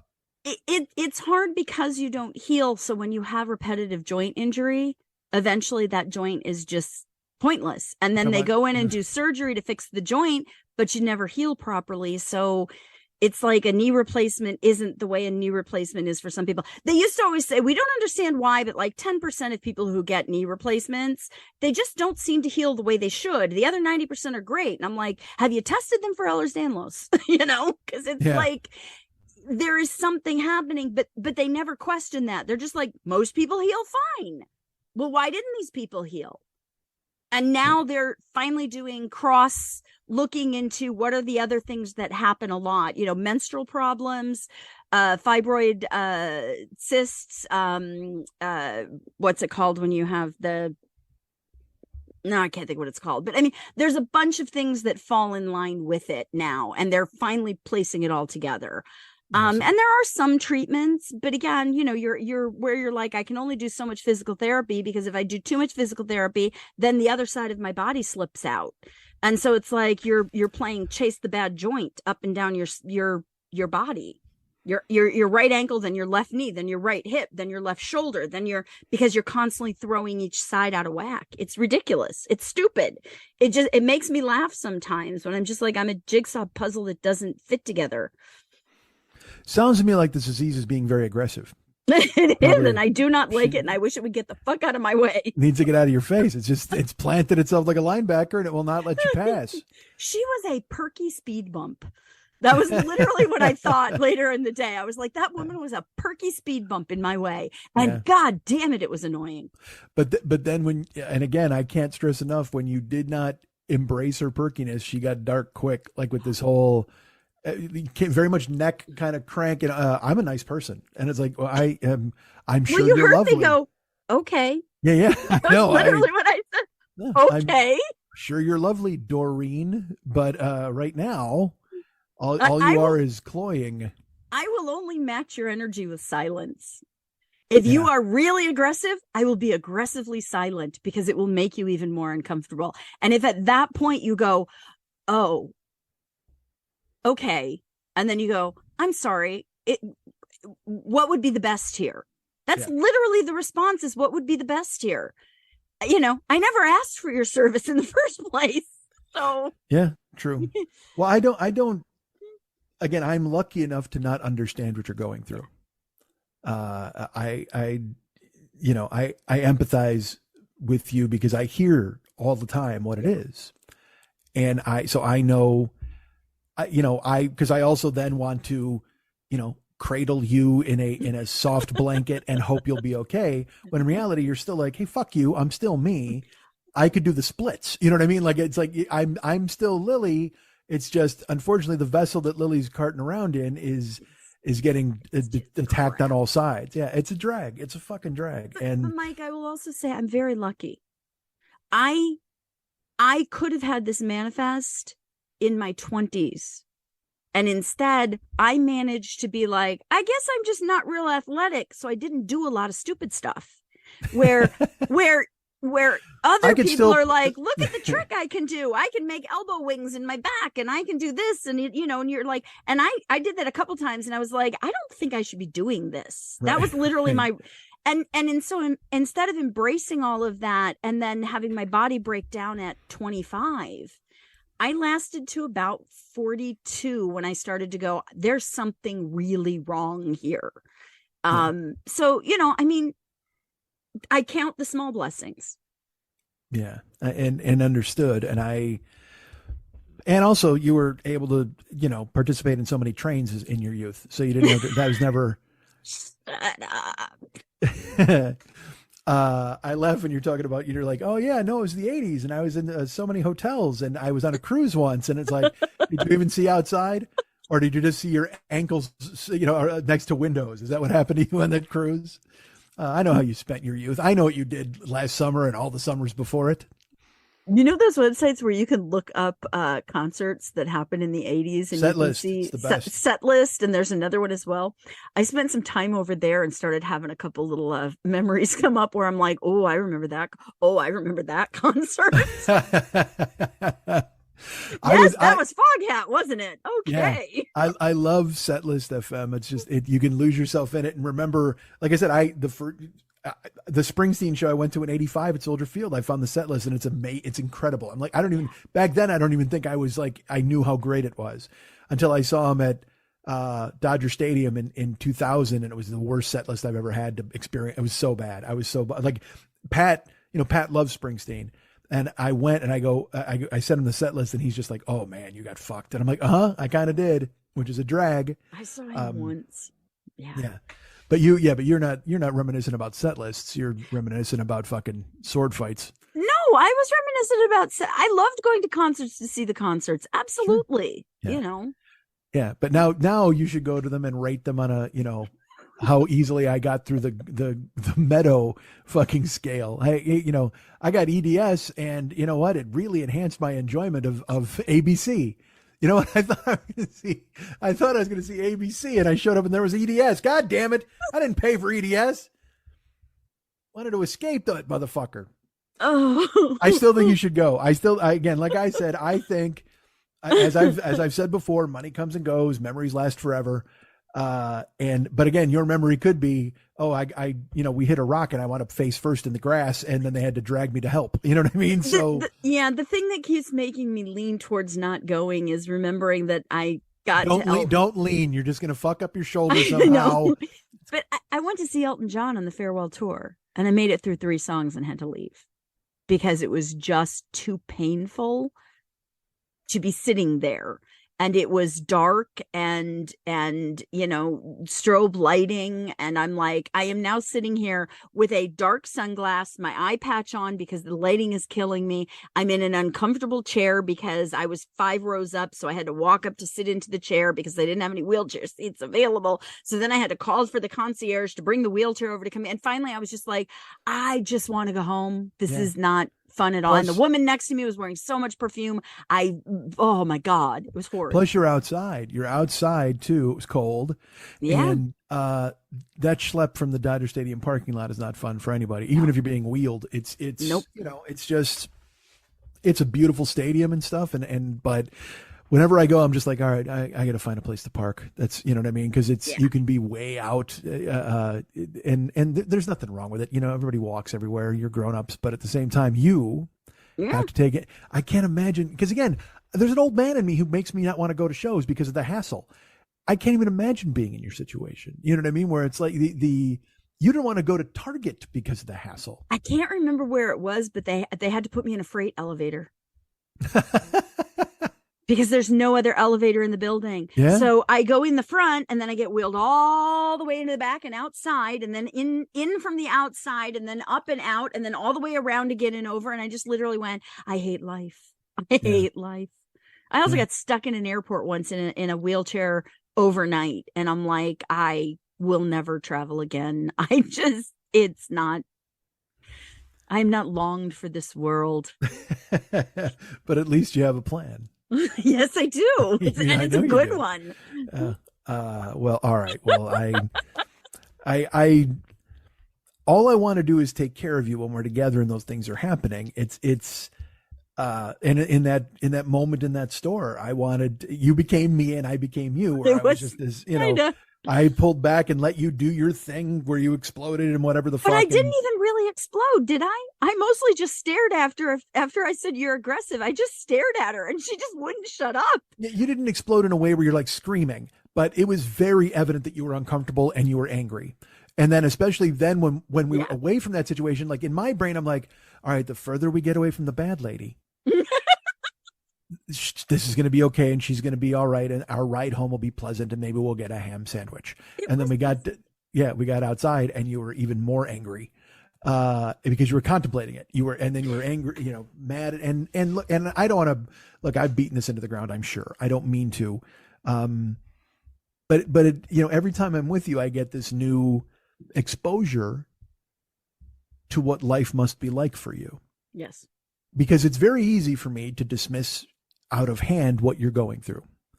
I don't, because you're my friend, but there are moments where I will go, come on. All right, whatever. You know what I mean? That thing where I got to wear a fucking mask in the Costco. All right. I mean, I do it for you because I love you, but in my brain, I'm like, I'm not even next to you. Like I'm in another aisle. You know what I mean? Like, is it okay if, so I'm just saying instinctively, there is that thing inside me that's like, come on, dude.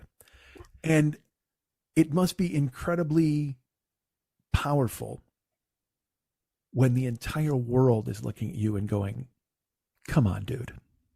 Yeah. And I'm sorry to fall into that trap. So please know that I respect you and love you. And I know what you're going through to a certain extent. I can't relate to it because thankfully I don't have to relate to it on that level, but on the level where I see someone I love in constant pain and being asked to ignore it herself. Yeah.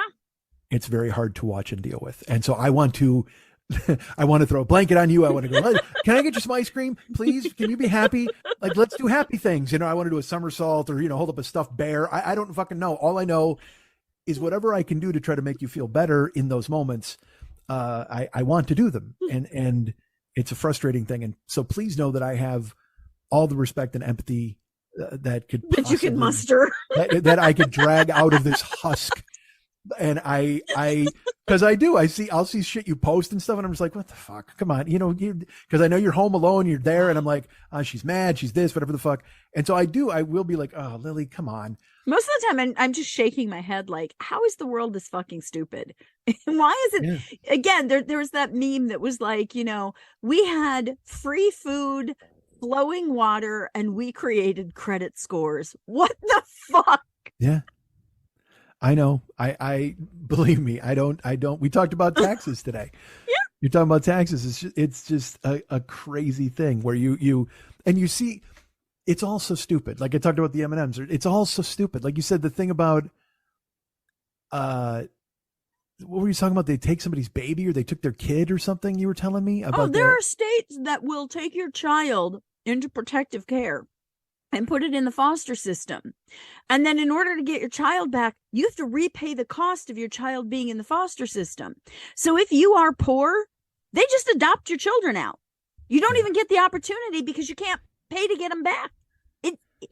This it's funny. Is just insane. Well, I read this story this week. This is a true story in Connecticut.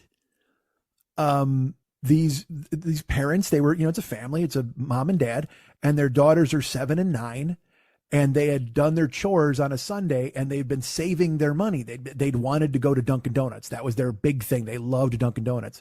So and they wanted to walk by themselves. It was like a big, we're grown-ups, and they're like, okay. And so they took their $7 and they left, and the mom's in the house. There's a knock on the door and she opens up. It's the cops. And they're like, hey, we found your daughters. The girls got 2 blocks from the house. Yeah. And the cops said they had 12 911 calls that these girls were alone and in danger. And like, what do you talk? They walked past 4 houses. How did you get 12 911 calls? And they said, well, we brought them home. You're not supposed to let your kids walk alone. Have you seen the sex offender registry? And they're like, no, they were going to get donuts. Like, what the fuck? And then the cops are like, well, you should really familiarize yourself with the area and the sex offender registry and all, which then that says to me, you're in the wrong neighborhood. Like clearly, Am I in pedophile junction? Like, where the fuck do I live? It just seems, yeah, right. Yeah, there's Uncle Joe. He's moving kind of slow because he's diddling your kid. Pedophile junction. So the cops are at the door, and Fucking wrong. it's terrible, right? It's a bad thing, certainly. Damn it! It made me laugh because if I don't laugh, I cry. No, it's so they finally get through, but the cops are like, we next time we will take you in and arrest you, because then the parents are kind of objecting to this, and the mom won't stop. She's like, "What are you saying? Like, my kids can't walk to a donut?" Da-da. And they separate the mom and the adult, and they take the dad, and they go, if she talks to us one more time, we're taking her to jail, and we'll take your kids. Such a power trip. Because they were going to get fucking donuts. Yeah. So then they arrest the dad. And what did they arrest the dad for? Because I think it was, I don't know if it was child endangerment or something like that. It was whatever. So they take him in, and so then they straighten it out. They let him go, and they think it's over. They call a lawyer, and they're like, "What do we do here?" And the cops and the chief of police or whatever, this small town in Connecticut, comes over, and he's like, "Look, we're not pursuing this. We're just, but it is a statute on the Connecticut books that we have to do, all this stuff." So they didn't go through with the lawyer. But then fucking DCS gets involved. Of course. And then DCS brings them in for fucking this interview that takes forever. And then they start asking them all these questions about their kids and the family. And she goes, they were weaponizing, like trying to find any reason to get involved. And then it turned out that the woman she had therapy for depression 15 years ago. And they were like, you need to go back to your therapist. Clearly there's something wrong in the house. You need to, and they're like, or we'll take the kids. And it just rolled downhill. And then finally they got, they didn't have to go to therapy, and they didn't take the kids. But it was this thing where it was this nightmare for these people for 5 months because their kids went to get donuts. And it's because they made the cops look bad. Probably, but DC, they don't fuck around. DC, they call Child Protective Services anytime that they can't get what they want, and the cops look bad. Yeah. I have no respect for cops anymore. None. I used to try to, and at this point, man, pull me over, and my answer is I don't answer questions. Yeah, that's it. But I read that story, and again, it's kind of calmed down. But and this happened a while ago. This happened a few years ago, when the girl was 9. She wouldn't let her go anywhere alone until she was 12. Like she was like, I can't let my daughter out of the house. Yep. And also it was a Connecticut law that kids can't be alone on, like, it's a statute they're trying to work to change now. Under the age of whatever, in most cities, you cannot leave your children alone. You cannot let them out alone. You cannot do anything like that. And yet in other countries, they will send kids to the store with $4 and videotape it and get all sorts of views of, isn't that so cute that little child went out and bought beer. I do not understand the world. Are you talking about that show from Japan? Yes. Oh my God. I don't know that they bought beer, but yes. They don't buy beer. I will tell you this. I heard about the concept, and I was like, all right, I don't know if this is good or not, but I'm going to watch it because anything from Japan, I'm in. So I watched the first episode, and I have it. They're like, oh, it's so cute. It's so cute. I didn't watch any of it. Well, all right. Well, it is super cute because these children are tiny children, and they're going to go buy rice or a steak and then walk. They have to walk there all the way to the store, and there's cameras all along. They're not in any danger, but that doesn't fucking matter. Because the whole time you're watching it, my stomach is doing fucking backflips because I feel so bad for them. Like, and again, they show the little kid logic. There's one thing where he's carrying something and something falls. And so he's 5. He doesn't know to put down the one thing and put the other thing. You know what I mean? So he's trying to make the decision as he stands there. And there's a Japanese guy who's just going like, oh, what will little Saito decide? And you're like, I hope he decides never to be filmed again because I'm going to fucking kill myself watching this. Yeah. It's a huge hit show. And again, it is lovely in theory, and it is cute in spots, but it's my own anxiety that doesn't allow me to enjoy it because I'm waiting for a large bird of prey to scoop him up off the street and take him. You know what I mean? That just seems like the kind of turn you'd get in one of those shows. I know he's not going to get hit by a steamroller, but inevitably, like Mothra, is that right? Yeah, it could be. It's Japan, absolutely. She swoops down. The fucking 2 girls start singing. Who knows what the fuck happens? I can't with it. I tried because because the trailer looks so super cute. And also when the kids go into a store, they have the little list and they know they have to get like flowers and miso or whatever. And so they'll have their little list in their little tiny fist and they're like, well, and they speak in Japanese, a little cute voice. And the people in the store all fawn over them. Oh, well, such a big boy. Oh, we'll help you. We'll get this and this. And they give him a bag bigger than him, quite frankly, and he slings it over his shoulder. So even though it's supposed to be cute, you're also going, this is kind of like child labor as well, really, when you think about it. It's odd, but I mean, it's Japan. So, dude, have you seen? I saw a Japanese game show where these fucking dudes. He's walking up a flight of stairs and he's crouched like a catcher in baseball. Okay. Okay. And it's a muddy, wet landscape, but he's climbing his way up, and as he gets up to the top, he gets up one step, and they soak like a pillow in the mud and the water, and then they blast him in the face as hard as they can. And he has to keep his balance and not fall down the stairs. And then they all laugh. And then he goes up another step. Like it's that thing. No. And you're watching it and you're like, this is fucking hysterical. I mean, it's so dumb. It's awful. Dude, all those Japanese game shows are the shit. Like when I was a kid, when we would invent stuff to do at my house when we were bored, you were bored of your toys. So you're like, what if we just punched each other till we laughed? You know what I mean? Like that dumb. Well, when I invented Waiter with a Bad Disposition, that dumb fucking game we invented, or when we played wall ball, where you would try to, I got that from Van Halen. They played wall ball where they would crush beer cans and try to hit wall, ceiling, wall. And it'd be like left, right, left. And you'd have to try to angle it so you hit the left wall off the ceiling and then kick it off the right wall or just wall. And that's when I was a kid, you could have I know, again, I sound like a fucking, in my day, when I was a kid, I would lay on my back with a baseball and I would just try to throw it in the air and catch it with my right hand as many times in a row as I could. And then in my left hand as many times. That was a game. And you would kill hours fucking doing it. It was so glorious. I loved it so much. So I can't be mad that the Japanese are sending a kid to go fucking buy eggs. I mean, there's nothing wrong with that, I suppose. But it also is weird because I can't watch it. I'm so anxious watching it. How old is third grade? How old are you in third grade? Like 8? You start school at like 5 or 6 for kindergarten, right? Because there's 12 years. You graduate at 17 or 18. You're 8 or 9. 8 or 9. Because you become a freshman, because 9th grade is you're 15, 14. Okay. So when I was 8 or 9, I had a banana seat bicycle and 5 friends in my neighborhood, and we would leave in the morning and we would go to the construction site and walk where all the nails and broken glass are. Then we would head over to where the creek is and we would throw rocks at the alligator. Then we would scoot back around to the front of the subdivision where all the houses are and go to the little like 7-Eleven and buy candy. Then we would go back to where the dirt road is, where all the grown-up like 16-year-olds drank beer, and we would throw the beer bottles against rocks and break them. And then we would come back home for lunch. Yeah. I don't know how we survived. I told you when we were kids, my mom would go to work and we were alone all day. I've told the stories on here of us. We threw rocks at alligators. I'm serious. Yeah, we threw rocks at alligators. Yeah. We were on the roof of our own house throwing crab apples at one another. I mean, shit like that. It's amazing to me how it's changed. And like, cause you just said there are laws against going out on the street alone.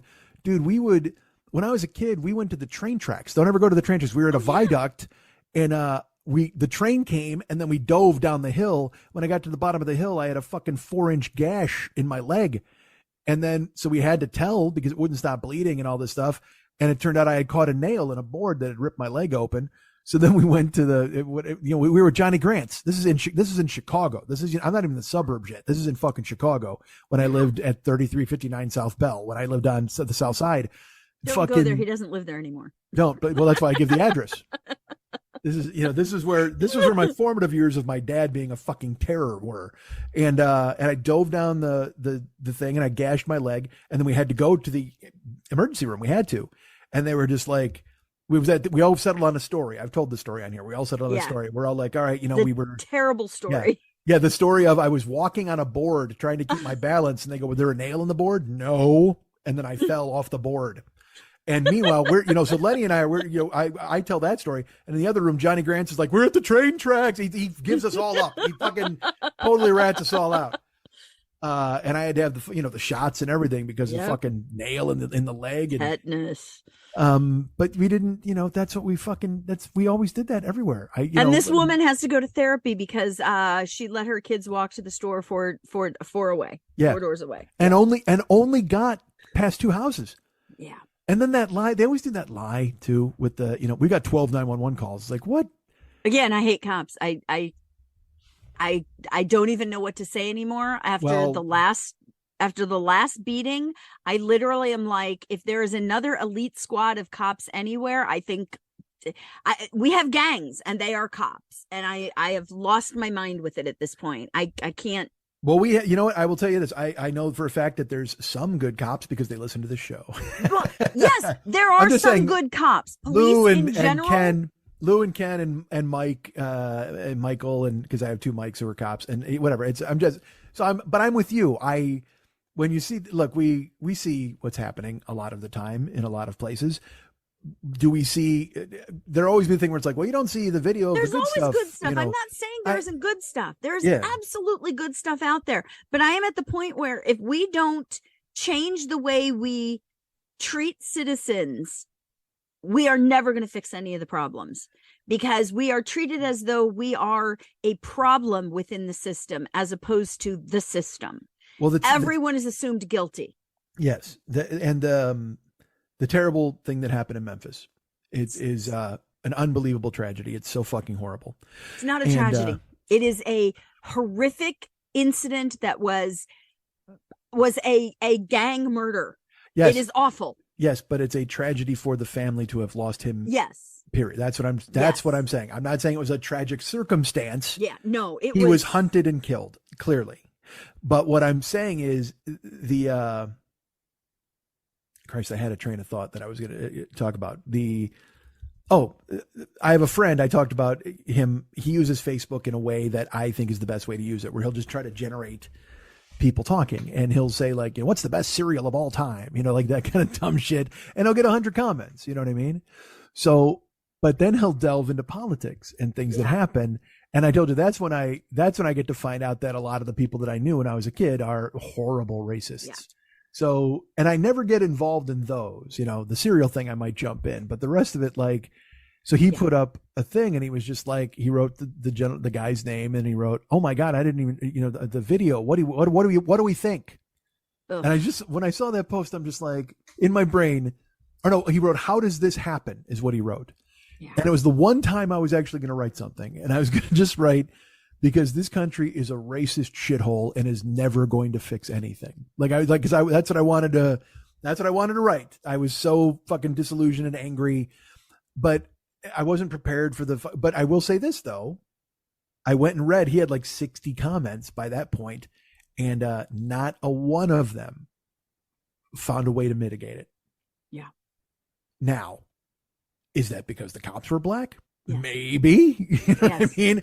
Because there is something to be said for the fact that anytime something like this happens with cops, they'll be put on leave. Yep. They'll be, we have to fully investigate. There's a body camera of them literally putting a plunger in a guy's ass. And they're like, well, we've got a lot of questions surrounding this situation, because there is a chance. Exhausting. There is a chance he had told one of the cops to shut up. You know what I mean? It is absolutely exhausting. Right. But so when it happens with white cops, that's what happens. But then when these black cops do this, they told us for a week, like they were dropping the ball in Times fucking Square, how bad this video was going to be when they finally released it. You could almost hear the glee in their voice where they were like, I'll tell you what, pretty soon you guys are going to see the worst one of all. Like looking almost for ratings in a way, like doing commercials for it. And brutal. I'm like, it was brutal. Yes. And then, I have not watched the tape. I will not. I've seen a bunch of them, and I understand how unbelievably terrible it is. And now I'm hearing that he may have known one of the cops' wives and he was marked for this. All these different. That is what is coming out right now. And it is, I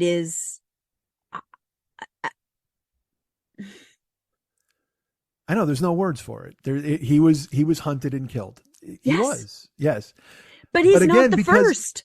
And that's the worst part of it. I know, but because it was, I have to admit, because it was black police officers, everybody was so quick to condemn it. There was no There was no, well, we need to see the others. We need to figure it out. We need to, none of that Blue Lives Matter bullshit happened then. Nope. Everybody universally got on board with, fuck these 5 guys. They need to be punished. 7 now. And one dude, like when I saw, all right, because again, 5 black dudes got arrested. They were the cops, whatever. But then I saw a headline yesterday, or like a 6th police officer, and his name is like Preston Wildebaker. And I was like, that is not a black guy. There is clearly not a black cop named Preston Wildebaker. And sure enough, he's like a John Candy looking fucking white guy. And I don't know what he did. I haven't read, because we've been through this so many times that I don't want to immerse myself in the coverage for the inevitable horribleness, manslaughter. You know what I mean? Like where they find some way to mitigate it. And I don't, but again, because it is black cops, you really see, they're like, throw the book at him and bury him under the jail. There's no mitigating factors at all for this one. There's no second guessing. There's no, I wonder if, and yet the rest of the white guys got away with murder. And that's what I'm saying. The next time it happens with white guys being filmed, white police officers, they still won't go to jail. But I'm just saying that the same energy will not be matched. Nope. There will be, we need an investigation. We need, you know what? Police officer is a terribly scary job. It's really hard to do. Like, you don't, then don't do it. I know. I hear you. But that's the argument we always get when it's a group of white cops. I didn't hear any of that shit this time. And there shouldn't be any of that shit this time, but there shouldn't be any of that shit. There should never be that. There should never be that. If that job is that hard and it is hurting your brain and you are having nightmares and you're scared, then stop doing the job. Yeah. And stop getting promoted from one place where you've done something wrong to another state, because they don't take away your ability to be a cop once you've done something wrong. They just take away your ability to be a cop in that state. And I understand that a lot of times, your job is a scary job and terrible things can happen. And you are dealing with the worst of humanity sometimes. But the problem is you can't.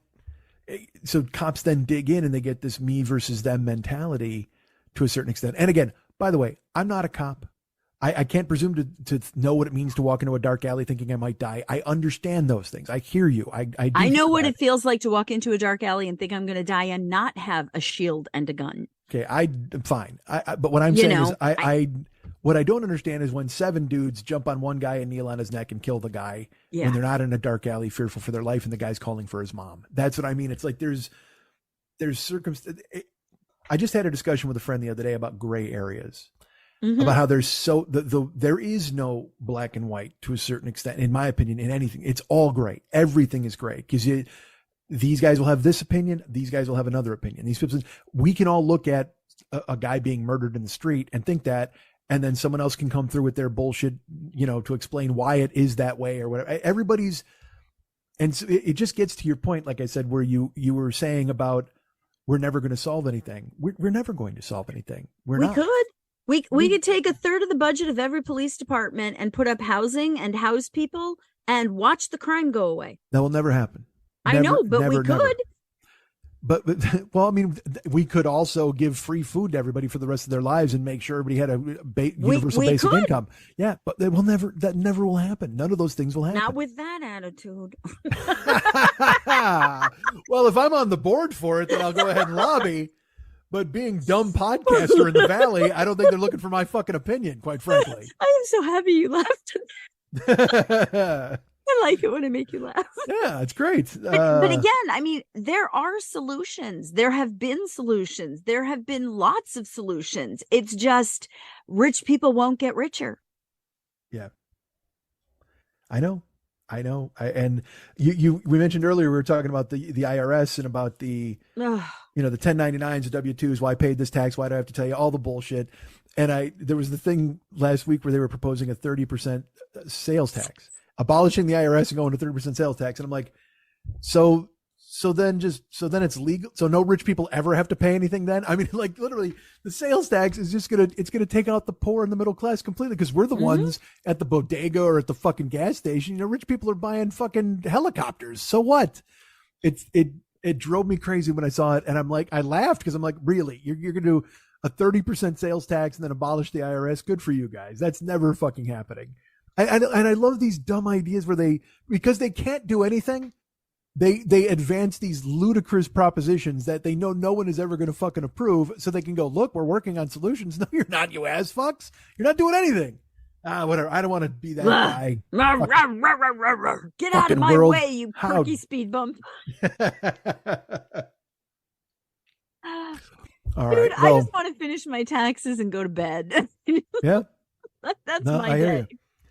No, and you said your fucking computer ate everything, right? Didn't that bad shit happen too? Somehow when I put Big Sur on, it put everything on the iCloud. I never want anything on the iCloud. I want everything on my computer go away. I don't even use iTunes anymore to listen to digital music because I don't want the iCloud to take it from me. And it took everything. I was so fucking pissed. And then my phone upgraded, and it took I had been everywhere I have ever performed was in my weather calendar. So I could scroll through and go, oh, it's Oahu. I remember performing there. Oh, Barnston, not Barnston Noble. Can't remember the name of it, by Cape Cod. Look, Rutledge. Look, there's, Phoenix. There's, and I would go through and somehow reset. I had New York and Cupertino. And I just went, you took all my weather away. Fuck you, phone. Is there a chance you gave your phone Ellerson Dawson system? Maybe. I don't know. You made me smart. You mentioned we don't know a lot about this disease. There is a chance it could travel from person to iPhone. We don't know. You need to get that group of fucking Handmaid's Tale chicks who were exploring how to figure out the genome on it. I'm sure they'll crack the case. Oh, I don't want to cry anymore. I don't want to bitch anymore. Yeah, I recognize that instinct, and yet I sob and bitch. All right, you. All right, you. Oh, you. You. Thank you for joining me today. You're very lovely, and I appreciate it. Thank you for having me. Wait, you know what? Here's something I don't think. Today. Here's something I don't think I did. What? Hey, what's happening, Mike Schmidt, 40-year-old boy podcast? I literally don't think I did that. I don't think you did either. I feel terrible. I feel terrible because there is a gentleman who might be listening eventually. I met a guy who used to write for Jay Leno. He was on the Tonight Show for 14 years. Wow. Which I can't even imagine what kind of wood burning stoves he's filling with cash to stay warm. Because Jesus Christ, the amount of money he must have made in that amount of time. But it was nice to meet him. Lovely guy. Where did you meet him? My friend Jeff had a meeting with him. I've talked about Jeff on here before, a comedian, and Jeff is very kind, and he's like, "You want to take me over there?" And I'm like, "Cause he'll pay me to drive him places." To drive him, yeah, sure. Cool. So I drove Jeff to meet this person, and then he's like, "You want to give him a lift back to where he's staying?" And I said, "Sure." And then he got in the car, and stupid me, like, I figure, because we're all comics, and I was like, all right, when he gets in, we're gonna talk, and maybe he'll be curious about me, and we'll hit it off. Who knows? And then he asked, because Jeff is very kind, and he tells people about the podcast, which I don't understand why he does that, but he does. Because it's funny. Yawn. And then he says, so he gets in the car and he's like, yeah, Mike, I told you does a podcast. And he's like, yeah, Jeff says you're a podcaster and stuff. And I go, I am. And he goes, what is the show called? I told him, he's, well, yeah, I'll give it a listen. Well, he's never going to give it a listen. But if he does this week, he'll never have the branding. He won't know the branding at all if he listens to it unless he listened all the way through. But it's always that thing where in my brain, I feel like I need to warn them because they come into a podcast because it's just me talking, you know what I mean? And you now. So I never know if I'm supposed to tell them, hey, it's because, I'm a comedian ostensibly. So I want them to understand that it's not just like a rat-a-tat-tat, but it is sometimes I can get on a roll. Like I was happy with the last 2 weeks. They were great shows. I thought they were funny and breezy and fun. And I don't mind this one so far. We'll see what happens. But and then it's funny because like they were talking and they were joking kind of back and forth and stuff. And then I would just like lob in a joke, and I did it twice and I contributed to the conversation. And then I realized you're just the driver. You literally have to stay. You have to fucking, because when I would say something, it wouldn't get like acknowledged or laughed or whatever. And I've been in that situation before with like Uber passengers or whatever the fuck. So I was like, you know what, man, back off. Let them talk because they're peers and they've known each other a long time. And I'm just trying to, it felt like I was infiltrating myself. Mm-hmm. So I was like, dude, you're the cab driver. Nobody wants to fucking hear from you. But now if he listens to this fucking show, he's going to be like, Jesus, that guy was a driver. I don't know. He's not going to care about this at all, especially now that I didn't do the branding right at the top. Yeah, whatevs. People are going to listen. Hey, what's happening, Mike Schmidt, 40-Year-Old Boy podcast? I'm glad you're here. Now, let me ask you, are you here for plugs or are you running away? Because I'm running away. Oh, no. I'm sorry. Last week was such a great format and people liked it. All right, I'll stick around. I'm teasing. They didn't really like it. Can you do it in 20? In 20 minutes? Yeah, or less. Well, 4:27 right now. Don't you have to get over to Twitch? I do eventually, yes, but I mean we're talking. So all right, let's do it. Let's do the plugs. Let me explain the 40-Year-Old Boy Industries, the way it works. The podcast base of the pyramid, clearly the base of the pyramid. This takes precedent. This is the most important thing. The other channels and the other things that I have going on, those are fluid. Those are great, and I enjoy them. They're all different avenues, but none of it exists without this. This is the DNA of Mike Schmidt Industries. That's the only reason that any of the other stuff exists is because of this, talking into a microphone and people listening to me. This is right now. This is the Christ child of the Mike Schmidt religion. There is no doubt. If you worship at the altar of Mike Schmidt, this is what's on a cross in front of you, the podcast, clearly. Everything else is water and wine and fucking wafers. That's fine. But this podcast is nailed to the cross, and that's what you're praying to. Everything else is just kind of fucking for show. Everything else is stained glass. So now that that's 20 minutes. That took 20 minutes, didn't it? It did. I don't mind. You tell me for serious. I can do it on my own. If you can do it in 15, because we just lost 5. Stop your nonsense. Did you know I'm part of the Misfit Toys Co-op? What? That's right. Let's do this. You guys can get me at Mike@MikeSchmidtComedy.com. You guys can be my friend at Facebook.com/The40-Year-Old Boy. You can follow me at Twitter.com/The40-Year-Old Boy. And I'm also available at all sorts of different social media sites, Instagram, Snapchat, and TikTok as Mike40YOB. That's Mike40YOB. So Facebook, Facebook.com/The40-Year-Old Boy. Twitter.com/The40-Year-Old Boy, Mike@MikeSchmidtComedy.com, and then Instagram, Snapchat, and TikTok. I am Mike40YOB. Become my friend. Go and be my pal. Eventually, I will find a snack cake and make a TikTok and make your life complete. And I'm also part of the Misfit Toys Co-op, which is a wonderful gathering of podcasts in the woods. And we kill a deer and we rub the blood on ourselves in the moonlight because it's very black. Doug Loves Movies with Doug Benson. The Todd Glass Show with Todd Glass.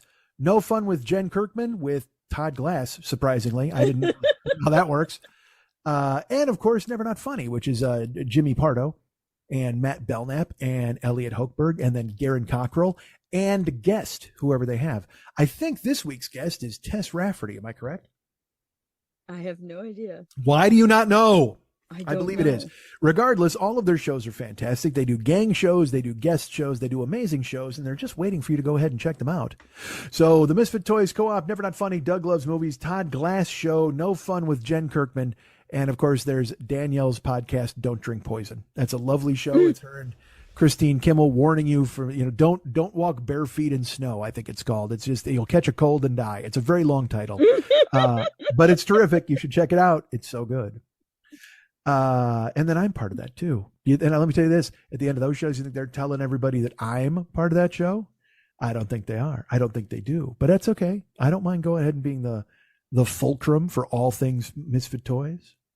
You can hire me to do a cameo if you want. Did you know that? Oh, wait, fuck that. We have sponsors. I forgot to mention. What?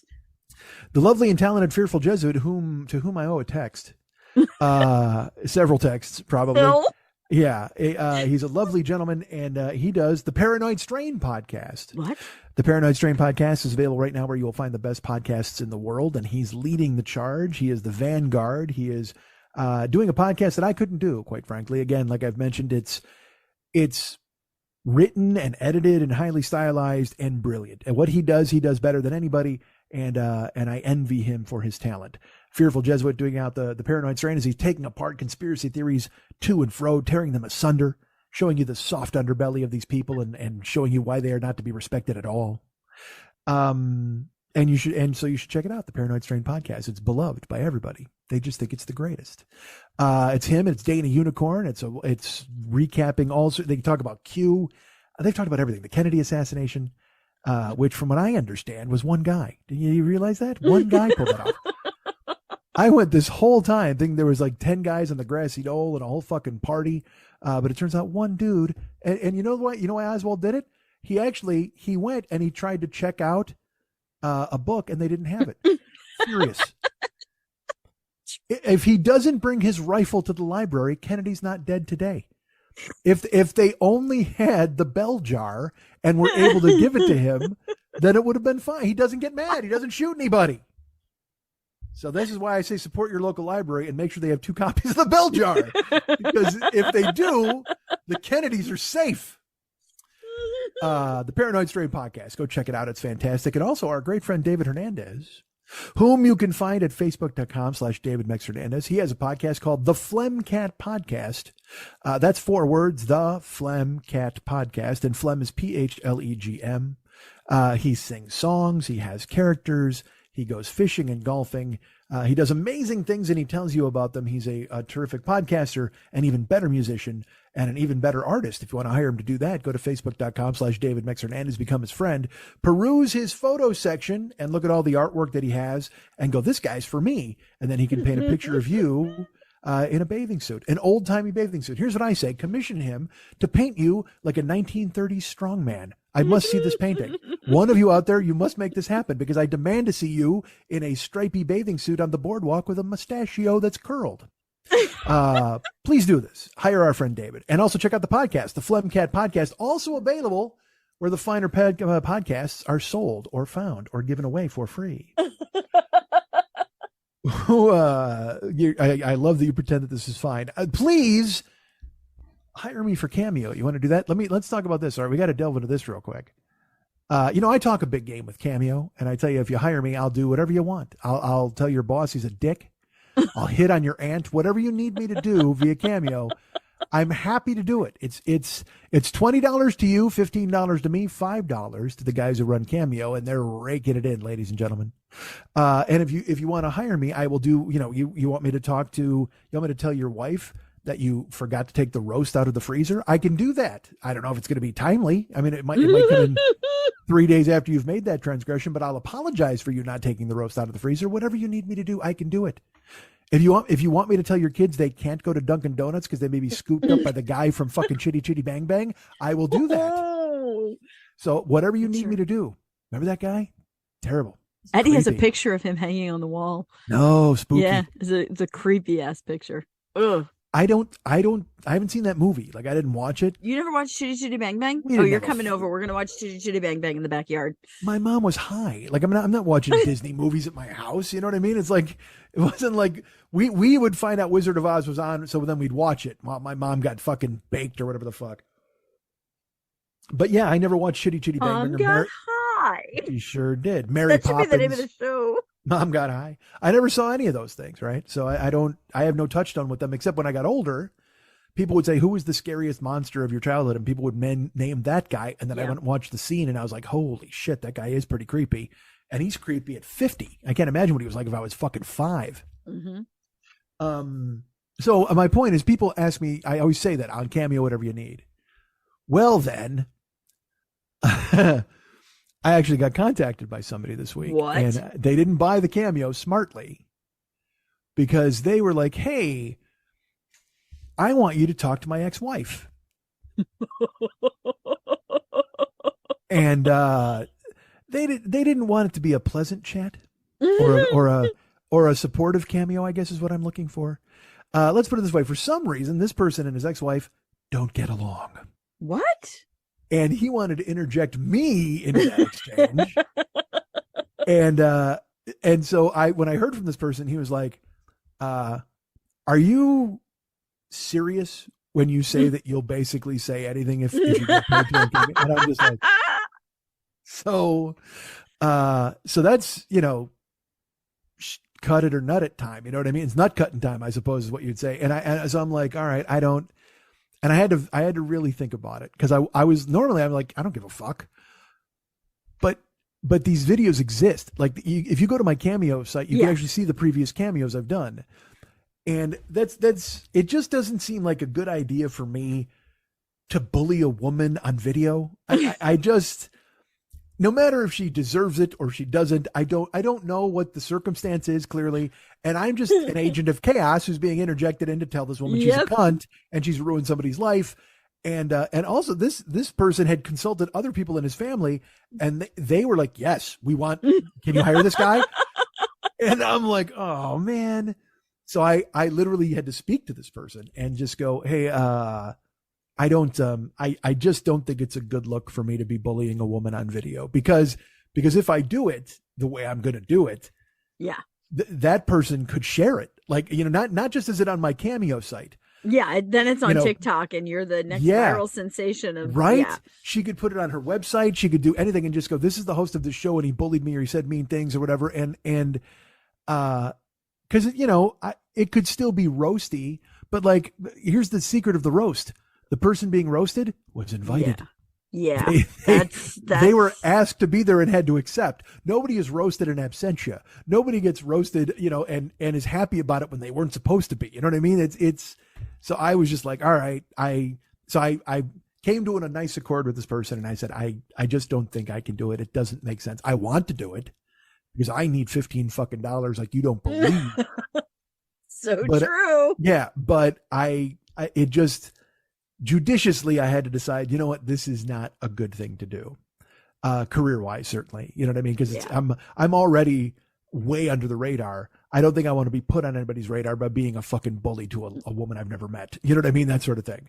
So I had to pass. But if you out there, I'm taking it on a case by case basis. If you fucking hate somebody, if it's somebody else, by all means contact me and I'm happy to do it. If it's not a woman, if it's not a lady, if it's not a child, if it's not a puppy, I'll go ahead and tell them they suck. Whatever the fuck, whatever you need. And also, look, I can make exceptions for child and puppy. I'm happy to do it. It just seems like a bad idea to fucking call a woman a cunt over and over and have her own that video to do what she wishes with it. Although I could see you doing it. It says here to say that you're a cunt.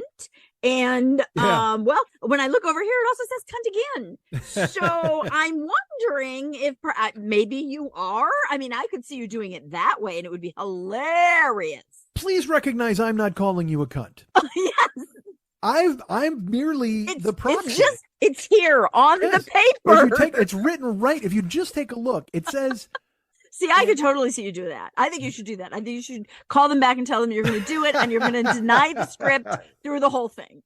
That would be funny and interesting. And somehow I would still find a way to get in trouble. There would still be people who would not get it and still be like, this guy is finished. And also, look, there's still a 1% chance I could get a job at a grocery store. So the last thing I need is that video floating around when I'm sitting on a folding chair talking about teamwork and how much I love stacking the bread. And then they're just like, really? You called this woman from Florida a cunt over and over. It's like, well, she's in Florida. She's never going to shop here. We're fine. We're fine. Clearly, I would never say those things to somebody who may shop here. God forbid. They already have enough fucking ammunition against me. I don't need to fucking throw that out there. So, but still book me for Cameo. Because look, also, is anybody out there have a pleasant thing they want to book me for, by the way? Don't do not tell somebody they fucking suck or whatever the fuck. Because also, like I said, I'll say happy birthday. Here's the thing. I'll tell you, if it's somebody's birthday, I guarantee you this. If you buy somebody a birthday Cameo, I will buy a birthday cake at my house and I will light a candle on it and I will do their Cameo and then I'll blow out the candle at the end of it. That's what I will do. If they want me to, I'll plunge my face into it. How about that? Just bury my face directly into the cake. I'll do whatever body part you want me to shove in the cake. I'm happy to do it. We know this about me. This is Cameo. This is not. I'll get a banana that's roughly the equivalent size of whatever body part you want me to put in there and just fucking make it work. So that's Cameo. Hire me. Why not? Oh my God. Yeah. I also have MikeSchmidtComedy.com. And if you go there in the upper right-hand corner, there's a donate button, a little horn boy. If you click on him, you can send me money via PayPal. And I don't even have to insult anybody in your family. It's pretty cool. Then you just send me some cash. like our good friend Maddie did. Did I mention Maddie? I may have met Maddie on a previous show, but he was very nice and he sent some money a while ago. Yeah. I hope I didn't, I may be repeating myself, but who cares? If you send me money, I'll say your name every fucking day. Who cares? I just had a hiccup there. It sounded weird. That was not anything bad. And also I have a Patreon page. Did you guys know this? There's a patreon.com/Mike40YOB. You can go to Patreon and become a patron of this show. It makes me happy that people are still patrons of this show. You're very cool and kind. And, this is a year of really chasing it. So I'm glad to have you guys in my corner. I need you. You're very nice to be there. And, I'm thrilled. You're the best bosses I've ever had. So I do appreciate that very much. Go to patreon.com/Mike40YOB and join and become one of those bosses. And then tell me what to do. Tell me anything to do. I'm happy to do it. Unless, again, it involves putting a thumb in the eye of your ex-fucking wife. I have channels you can watch me. Did you know you can go to youtube.com/the40year-old boy?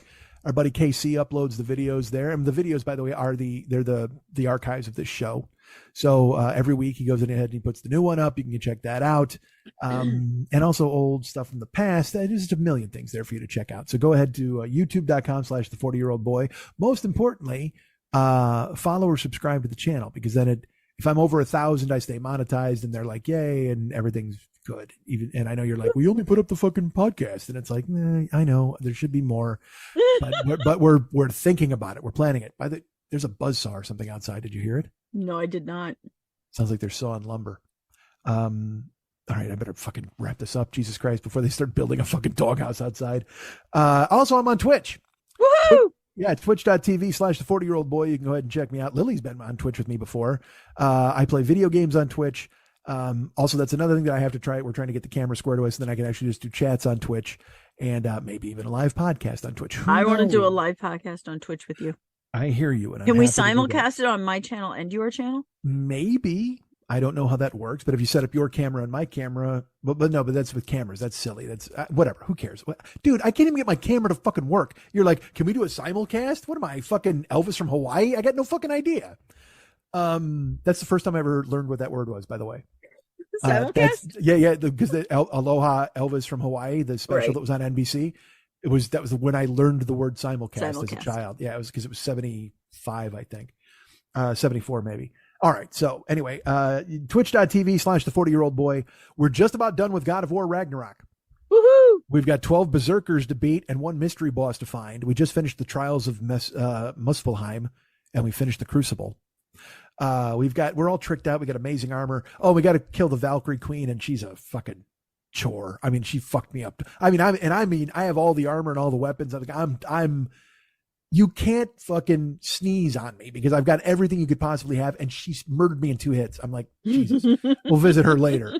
There's plenty of berserkers whatever the fuck. And then after, I'm looking for a new war game after God of War. I'll try to figure out what it's going to be. But go ahead and tune in. Twitch.tv/the40year-old boy. And again, you can follow and subscribe over there too. Following is free. Subscribing, you can actually use your Amazon Prime subscription. Gets me $5 a month. That's pretty cool. You have to renew that every month though, because again, why the fuck would they make it easy?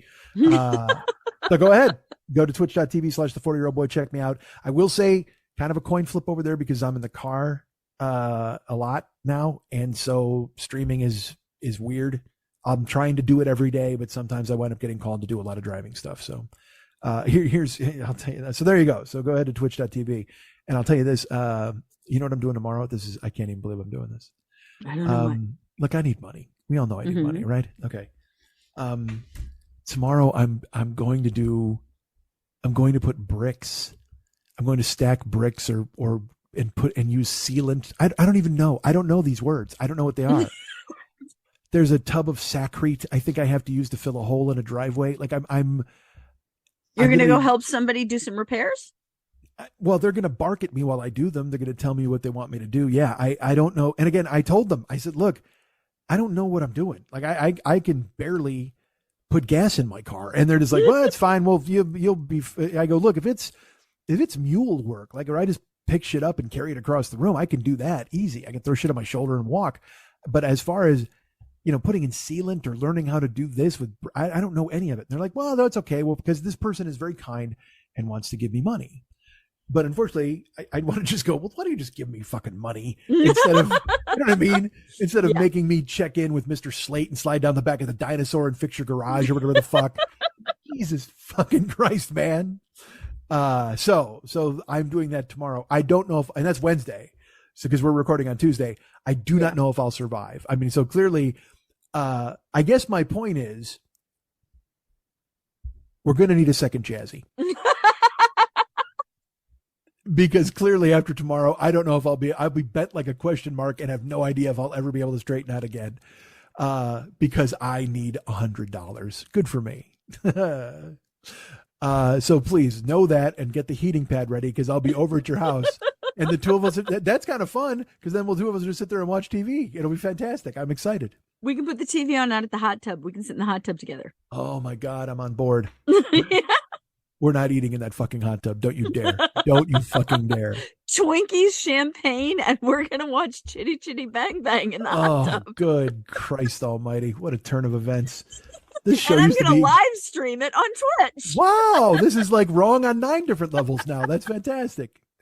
All right. Thank you for staying through the plugs, and I love you, and take care, and I will see you. Hopefully... Wait, can I do a plug? Oh my God, please do. Can I? So I don't know if you know this, but I am on Patreon. And for like as little as $10 a month, I have topless photos there. So that's what I'm going to lead with. Go to votelily.com if you've always wanted to see those. No judgment. Join, come in for a month, leave. I don't care. There are full shows there. There are videos there. There is 6 years worth of stuff that you can see just by joining for a month even. Because I too need some bills to pay. I don't push this a whole lot, but yeah, join me on Patreon if you'd like to. We have levels all the way up to like $50 a month, but feel free to do that. And also I do still have Neo Burlesque Deck and Burlesque Deck decks of cards available, and I have just a few topless calendars left. So those are available at neoburlesquedeck.com. And if you can't spell any of those things, well, I can't help you. So yeah, those are my two things that I'm plugging. It's votelily.com for my Patreon and neoburlesquedeck.com. Here's my favorite part of all of this. I was just like, hey, you can watch me play video games and all this stuff. And you're like, want to see my tits? Look, I'm not going to make a fucking dime this week. Well, here's what I'll say. If you join my Patreon, I'm going to give Schmidt a 25% commission of everything that comes in this month. What the hell? Oh my goodness. And again, I tell people all the time, join for a month. If you want to join for a month, join for a month. You don't have to stay forever. And again, I'm not going to be like, oh, look, they went back and saw every naked picture of me. Go ahead. There's not a ton, but there's some good ones there. I'm not going to lie. I'm proud of them. So, Hey guys, you want to hire me to do a phone call where I can tell your kids to do good in school? Look at my gigantic rack. I'm not making a fucking dime this month. I'm telling you, if you sign up at votelily.com, I will give Mike a 25% commission of everything that happens for the month of February. Hey guys, did you know that I'm in a co-op with a bunch of other shows? Who out there wants to pay to see my Perky Speedbumps? All right, kiddo. I'll talk to you soon.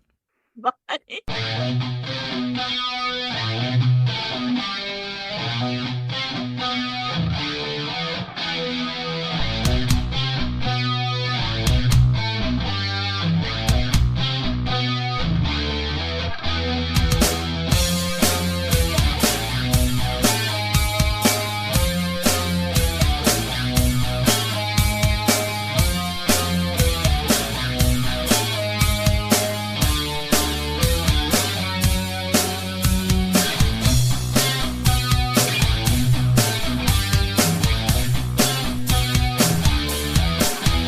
If there's anything I like more than me, it's people who like me.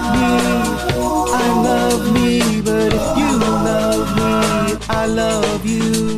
'Cause you know why, we both love me. How great am I? Let's talk about that for a while, and by a while, I mean forever.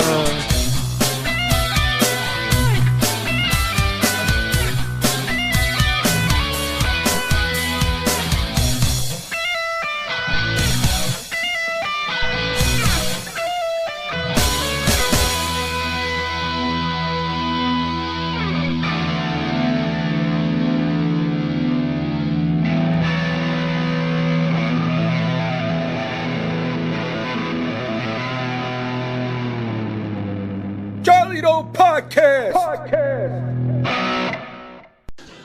Hi, everybody. This is Todd Glass. What could I say that would make you want to give the Todd Glass Show a listen? Well, I guess you could poke around on YouTube, and if some of the stuff over there makes you laugh or my Netflix special act happy, then maybe you'll give it a listen. The only other thing I could do is make it short because it's interrupting a podcast you already love. Okay, I'm done. Thank you. Goodbye.